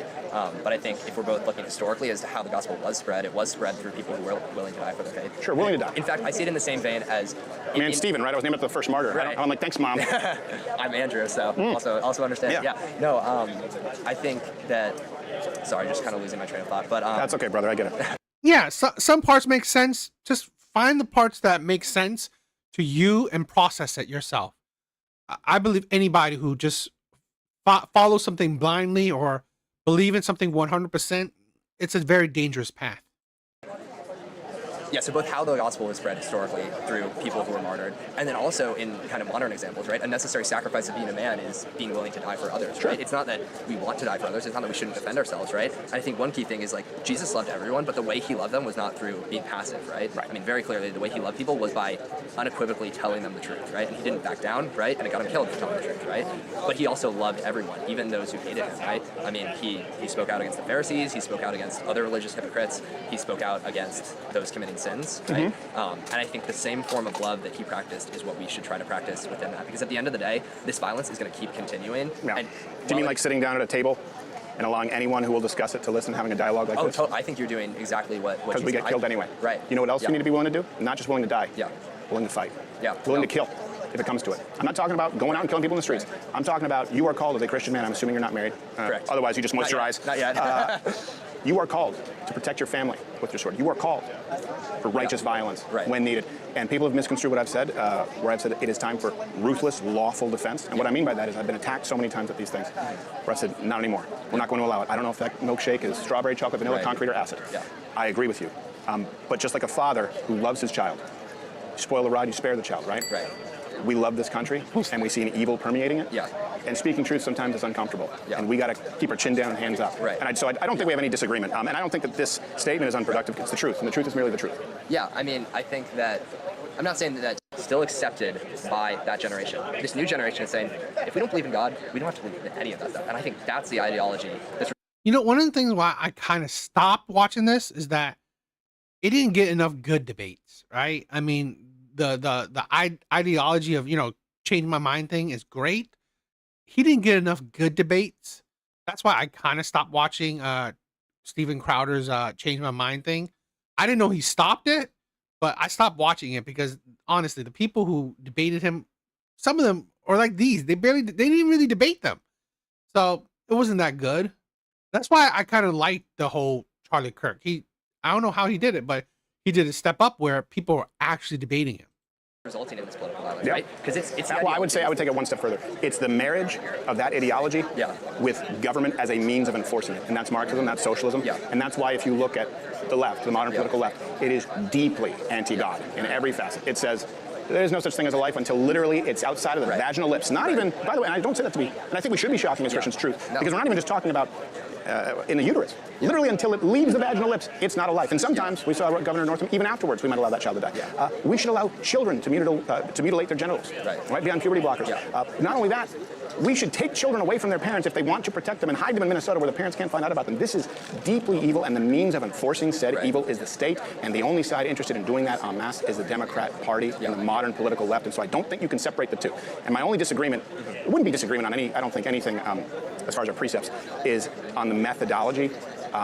There's a big reason that Gen Z has become more conservative, and a big reason for that is that people like myself and people like Charlie Kirk and a lot of people who sort of spearheaded this, we were no longer concerned with offense. The church was very feminized and very concerned with keeping the ties in because women brought their kids to Sunday school, and you know what? We don't want to offend anyone. And I think being curt but honest and blunt and having a backbone has resulted in a lot more headway than this sort of agape love Christianity. And it doesn't mean that you don't love people. But this conversation, I used to get more letters from Christians when I would start this exact kind of thing saying, you don't. Yeah, he should edit into highlights. You know that's going to offend people. I don't give a shit. No, and I don't think it's wrong necessarily. I think that it would just be more helpful to, I guess, kind of tackle what I see as the root cause of all of this, in being the rise of atheism. Because at the end of the day, if we just treat the symptom, right, it's what the welfare state did, right? It treated the symptom. Sure. But if we don't tackle the... Waits you, and I want you to put the armor of the Lord on. Oh, I'm from Connecticut. Okay, all right. There you go. Plus, you got the McMahons there. They do some great stuff. All right, well, was it Andrew? Yes. I know this is unconventional. Is it cool if I pray with you real quick? Yeah, absolutely. We've done that several times. Dear Heavenly Father, I just thank you for Steve. This is why I can do weekdays, it. 11 a.m. Eastern, as well as a whole bunch of other programs and everything ad-free. Let's go on to this next subject. Chris Tuffer. Chris. I don't know how familiar you are with what this series is, but... First time hearing about it so much, but I know the memes. So, I didn't see that one coming. As far as when it happened, I was like, oh, it was just me at a table. Yeah. I'll tell you what it's not. It's not clips and reels and shorts and dunks and gotcha and clickbait. Omni, what's up, my brother? If this conversation is productive and we're both having it in good faith, it'll be uploaded in its entirety contextually. It's an opportunity for us to rationalize. Okay, so... what I'm asserting today is, sorry, I know we just touched hands, but it's okay. I'm fine if you're is that by and large, the tone, tenor, temperature right now, certainly in 2025, of political violence is coming overwhelmingly from the left. And I think this leads nowhere good unless the course corrects. If you disagree, you're welcome to change my mind. So I would disagree, one, in the statement that these blanket statements of the left is violent hurts the creates a divisiveness of us versus them. I agree with what you're saying. I've been hearing your stats as well, that yes, it's disproportionately on the left as of late, and the stats I've seen as you find. I think... So you agree with that? I agree with that aspect. Would it surprise you that a lot of people don't agree with that? They say, well, there's more violence on the right. That's the talking point. However, even if there is more violence on the right, or even if there is more violence on the left, I think violence as a whole is a problem. But I think you're also going to have violence as you radicalize groups, regardless. Sure. May I address that? Just because we are a little bit tight for time right now, I apologize. Totally fine. And I hear about radicalizing a lot. And by the way, the reason for that is, I can fit it on a sign, and then I provide the context when we sit down. So I'm matching the rhetoric of the left, right? They say, the right commits more crime. I go, well, no, actually, the left is violent. But then I think I explain it contextually. We hear about radicalizing a lot. So, and I think that does happen. I don't think it's possible to be in a right-wing echo chamber because all of media, all of Hollywood, all of mainstream press, these institutions in academia lean heavily left. I think some people can silo themselves off, but still, people on the right are more aware of the positions on the left than vice versa. But we hear about radicalizing. Let me ask you this. Okay, you disagree with I would that. definitely But let's disagree assume with that. somebody's watching all the right-wing channels. Okay. Okay, right. Is there anything that you can think of more radicalizing than a moderate conservative who sat down and spoke peacefully, being politically assassinated as an act of terrorism in cold blood, and then gleefully celebrated thereafter when we tried to host peaceful memorials to mourn the death of our own, showing up, attacking, desecrating, spitting at every single vigil and memorial, and then blaming the right and saying we need to tone down the temperature? In other words, if you're a young conservative who watched Charlie Kirk, or could have been me, by the way, sitting in that chair because there have been many attempts, Yep. I don't think there's anything on earth that could be more radicalizing than that, because the left still kept blaming the right. They didn't take the off-ramp. Okay, but I would also argue we don't know all the motivations behind why the shooter did what he Sure we did. do. Also, we can't. We do. Okay, but it was come out and stated that he was like doing this for left-leaning political reasons. He said it. But far before you could have even known what it was. No. A lot of the statements. Like, Are you aware that, by the way, I this is just because it's relevant, we had a leak under the DOD. So we were my team right here. They were the people who broke the news that there were engravings on the bullet casings. Okay. There were anti-fascist, that were weird trans sort of 4chan type stuff. That's the OWO notices bulge. And the reason it was leaked to us from someone at DOD, DOJ, is because they were concerned that it would be buried. So when we released that, which of course now we know is true, it's been confirmed, we were tarred and feathered as liars and purveyors of fake news. So we knew it before anyone else, and I've been following it since. He said it was an act of political violence. He said that he killed Charlie Kirk because he was hateful and fascist. That's enough for me. okay. That is wrong. Absolutely. And so I can agree with Well, not wrong. Do we agree that it's pretty clear what the motives are if the person who does it says it? Yes, if he's said it, I mean, you could still. And engraved it? The engraving, though, isn't necessarily leftist. Like, I think you could definitely make an argument that it is leftist, but you could also make an argument. One, you could easily make an argument that you wanted to add division. Shooting Charlie Kirk with a bullet engraving that says "fuck fascism" when Charlie Kirk, and by the way, yours truly, have been accused of being fascist for a decade, and then you read the writings of him saying he's hateful. That seems pretty clear to me. In other words, you sent a bullet with the engraving "fuck fascism" at the person. Absolutely. People said Charlie Kirk was a fascist. This person believed it, shot him because he believed he was a fascist. Is that not clear? That is clear. What I would say, though, is that doesn't That doesn't necessarily mean it's far leftist. But even if in this case it is far leftist, I still don't think. How does that not mean it's far leftist? This is what he's talking about. Where take accountability. Take accountability. It's like your party. If I guess if you are part of the left, take some accountability. Your party is disgusting. It's ugly. It's violent. It's toxic. Absolutely terrible people. Would we agree that the reasoning for the murder was the rhetoric of the left? They are the ones who accuse people like myself and Charlie Kirk of being fascist in comparisons to Hitler. If they weren't doing it, no one would think we're fascist. I would agree that the rhetoric on both sides, though. No, not on both sides. We don't accuse the left of being fascist and Hitler. I agree. That's not necessarily happening, but I think that rhetoric in general, this far push, we are pushing so heavily towards a us versus them statement on both sides, on both the left and the right, that the other guy is evil and the other guy is wrong. And that is true of a lot of both people that I know personally and in general. And we gain nothing from an us versus them mentality. Ever. The only time you can get benefit and value, that's the whole point of your show, is to build a relationship with somebody and talk through your problems. And it's when you recognize that the other build a relationship based on truth, though. Absolutely. Yeah, and I don't believe in linking hands with people who celebrate the assassination. And the problem is that 62% of those on the left, 62% YouGov poll after Charlie Kirk was killed, 62% on the left believed that it was somewhat to completely acceptable political violence. 77% of self-identified conservatives said no. Snap poll before Charlie Kirk was killed, 6-1, the left supports violence over the right. Another poll from Rutgers after Donald Trump, right, the attempted assassination, over 60% on the left supported it. You don't find that from conservatives against Kamala Harris. Over 60% firebombing Teslas, over 60% assess. So in other words, you do have to look at the rhetoric, you do have to look at the acts of violence, and you do have to look at the preponderance of evidence, the totality of the polls that shows one side of the political aisle justifies, supports political violence as a means to an end, and that is the left. What about January 6th, as an example? Let me give you some context for January 6th. Do you realize that more people at ICE facilities in the state of Texas have been killed by left-wing violence in the last week than all of January 6th combined? Yes, there weren't deaths or killing during January 6th, major ones, because it's the capital. But my point is, why do you reach back to January 6th for whataboutism? Right up the street, you have more violence than January 6th. Also, and we haven't gone 3 days in the last 2 weeks without leftist violence. In other words, there's no equivalency. What about January 6th? I agree, but however, also you have to recognize that, for one, the aspects of ICE, I think that is a major issue and a major problem. And if we could have time to go into that. I know we don't have, I'm sorry. I'm so sorry, because they're booing us because of security. Easy to go into, but. Well, you don't, he ain't shot. I mean, do you need to be able to do 25 push-ups to pull a trigger? You really don't. I mean, it was to be honest, I mean, like, you can just aim a rifle, right? You look through a scope, you aim and shoot. I don't know. I mean, Artie, the The kid did kill him. I mean, I don't know. Like that right there is a major problem as well, and I think there's something to be said. How that, so? With ICE and all that, the lack of due process given to immigrants being deported. Okay, so what you just said, I just want you to bear with me here. That kind of rhetoric, that there's a problem with ICE, no due process, people who are here illegally are not entitled to the same due process as American citizens, and that kind of rhetoric is why people shoot up ICE facilities. They're doing their job. A slight change in deportation policies, and by the way, I mean very slight, because Barack Obama did it too. He had to give speeches on it because he was like, guys, we have to deport some people. A slight change in border policy is not something that warrants any kind of justification for the fomenting violence that we see from the left. ICE is doing their job, and illegal aliens are not entitled to due process. They never have been. Constitution, peoples in the U.S. are entitled to due process. To American citizens. To natural American citizens, And naturalized what about- American citizens. Okay, even someone happens to set foot in our country, if they're a terrorist, they're entitled to due process, as opposed to, and we're not, by the way, executing them, we're deporting them, we're sending them back to their country of origin. Yes, because that is what makes America amazing, is that you are innocent until proven guilty. Where are you getting this idea that anyone who enters the country is entitled to our constitutional rights and due process? Where are you getting that? People in the U.S. But where are you getting this idea? In other words, that's not anywhere in our laws and our founding and our constitution, that anyone who comes into this country illegally is entitled to due process and our constitutional rights. They're not. Where are you getting that? In we the people under the U.S. From other fucking leftists. It is. They are not we the people. They're not Americans. They're not allowed to be here legally. But Should violent criminals be allowed to vote on law that relates to crime? Be allowed to have due process. Why? Where are you getting it? Because of the fact. Aside from you feel that they should, Fair. what's the basis for it? Because that's how the Constitution is stated. It's not. Out. Is that the people It is not. of the U.S. Okay. That's what I'm saying. So where are you basing it if not that? Fine. But the problem is you have people saying, hey, ICE are breaking up families. Hey, they're violating human rights, civil rights. Hey, you know what? Let me put it this way.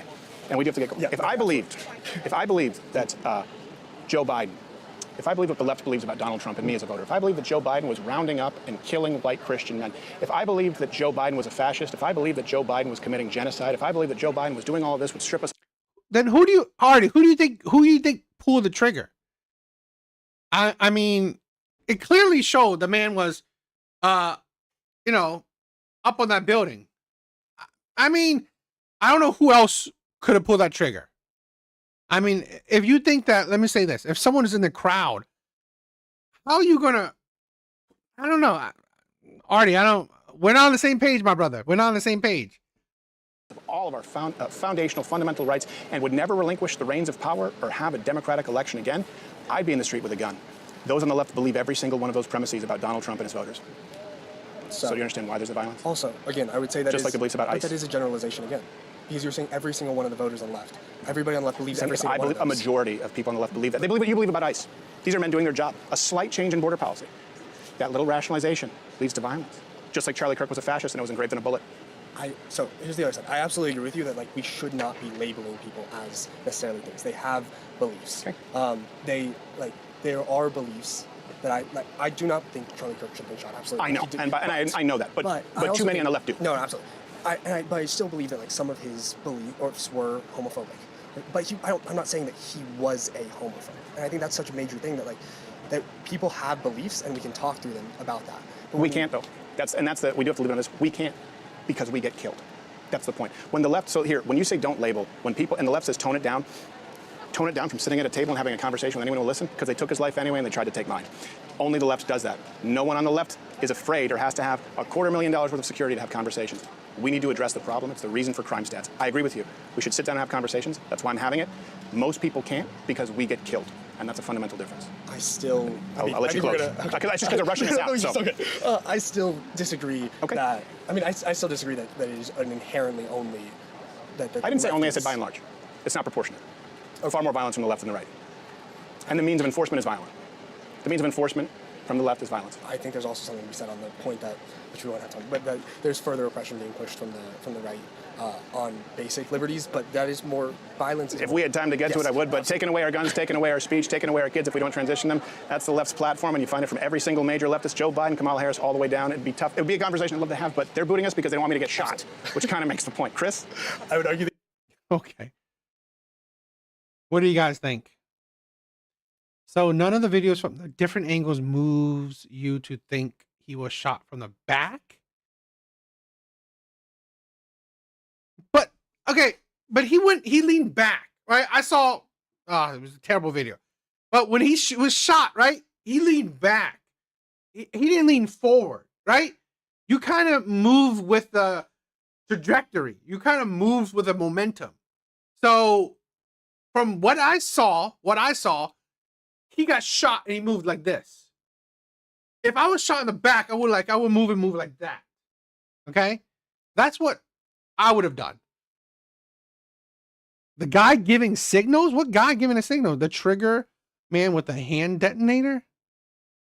The older man who was arrested? I don't know. Yeah, I didn't see no. This is a thing where, to be honest, I was not replaying the Charlie Kirk, gun scene like I was analyzing it, because I don't care, right? Let's say this, right? I don't care. I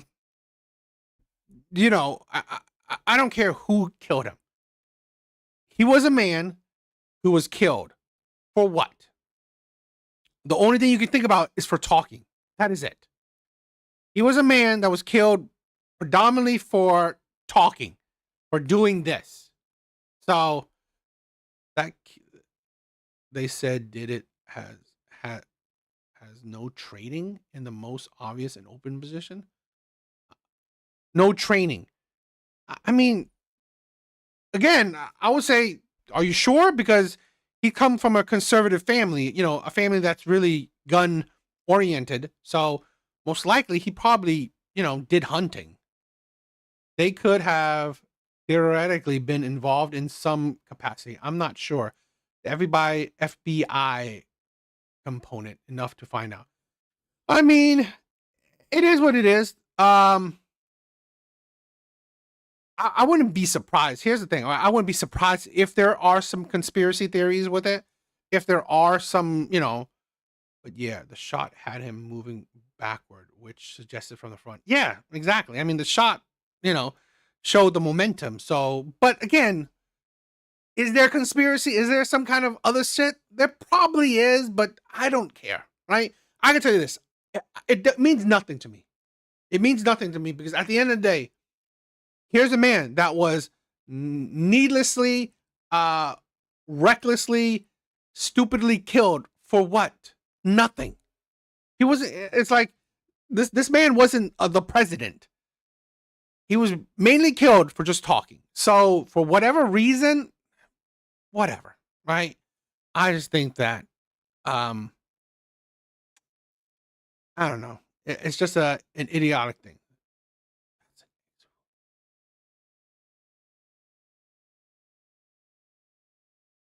I don't know, my brother. I don't know. But, who knows, right? I'm not here analyzing his gruesome death. So really, whatever. I mean, like I said, could there be something? Maybe. I wouldn't be surprised if there's some kind of, some conspiracy theory, but I don't really, that intertwine with conspiracy theories, because it doesn't, to be honest, right? If there was a conspiracy theory, what would it lead me? I mean, to be honest, what would it tell me? Did the right kill him? Because in my honest opinion, right? Why would Republicans and the right kill him? It didn't necessarily, I don't know, change the status quo. It's not like Republicans, are marching in the street to change anything. I believe Charlie Kirk would have been more valuable to the Republican, to the right, for future, right? This young man, 30, the guy was 31. I mean, he was 31. He could have been the president. He could have been the president. And maybe the next 10 years, the guy could have been a president. So I can understand what kind of conspiracy theory that would be fitting for it. I will say that if that guy did it, which I don't believe, he definitely was paid to do so, or was, who knows, right? Who knows? I wouldn't be, this is a thing where what I wouldn't be surprised, right? And I've seen this shit happen. Message boards, internet, right? I've seen this happens a lot. A lot of these people, they're online. They're talking to each other. They're conspiracy. They're planning shit together. So I wouldn't be surprised. John, gotta be 45 to run for president. Yes, okay, okay. In the next 15 years, right? In the next 15 years. So yeah, I mean, yes. Thank you, John. Thank you, John. But yes, I mean, he could have been on his path, right? To say that the next, I don't know, 10, 15 years of doing this political and, political run and all that stuff, he could be on his path to have been a president or some kind of big congressman. So, but it is what it is. I just know that the kid didn't do it. Who did it? I don't know, but I mean, whatever. Did it or not? Well, if 35, if could you 35? I thought really, if you could be 35 and the president, we should have younger people. I mean, we should have a bit more younger people try to run. So, but I don't know. All right, guys, that is it. That is it for tonight. I have to wake up early. I have to wake up early tomorrow. So, that's it for tonight. What do you guys think? Bye. Yeah, I gotta wake up early tomorrow. I'm going to a comic book convention with my daughter. I'm taking her to a comic book convention. So, I gotta wake up early tonight. But thank you guys. Thank you guys for joining. I know it's not like no spicy chat tonight. I know it's not probably like a crazy video tonight, but thank you guys. John, thank you for joining. Artie, my brother, Big Bars, use your delusion. Thank you, my brother. Thank you for joining. Thank you for coming tonight. All right. Thank you for spending your time with me. I love it. There's an old saying: if you want something done, do it yourself. If the boogeyman deep state wanted him, you don't hire a Utah nerd. No offense. Could be. Who knows, right? Who knows? Maybe in, I don't know, 10 years, we'll find out some deep secret files, right? Who knows, right? All right, guys. I love you guys. All right. Thank you for joining. Thank you for checking out the live. Please check out my other videos, right? Please check out my other videos. Please comment on them. Please like them. If you could, share them. But thank you for the support. Thank you for the love. I love you guys, right? I love you, my brothers. See you guys in the next live. Later, guys.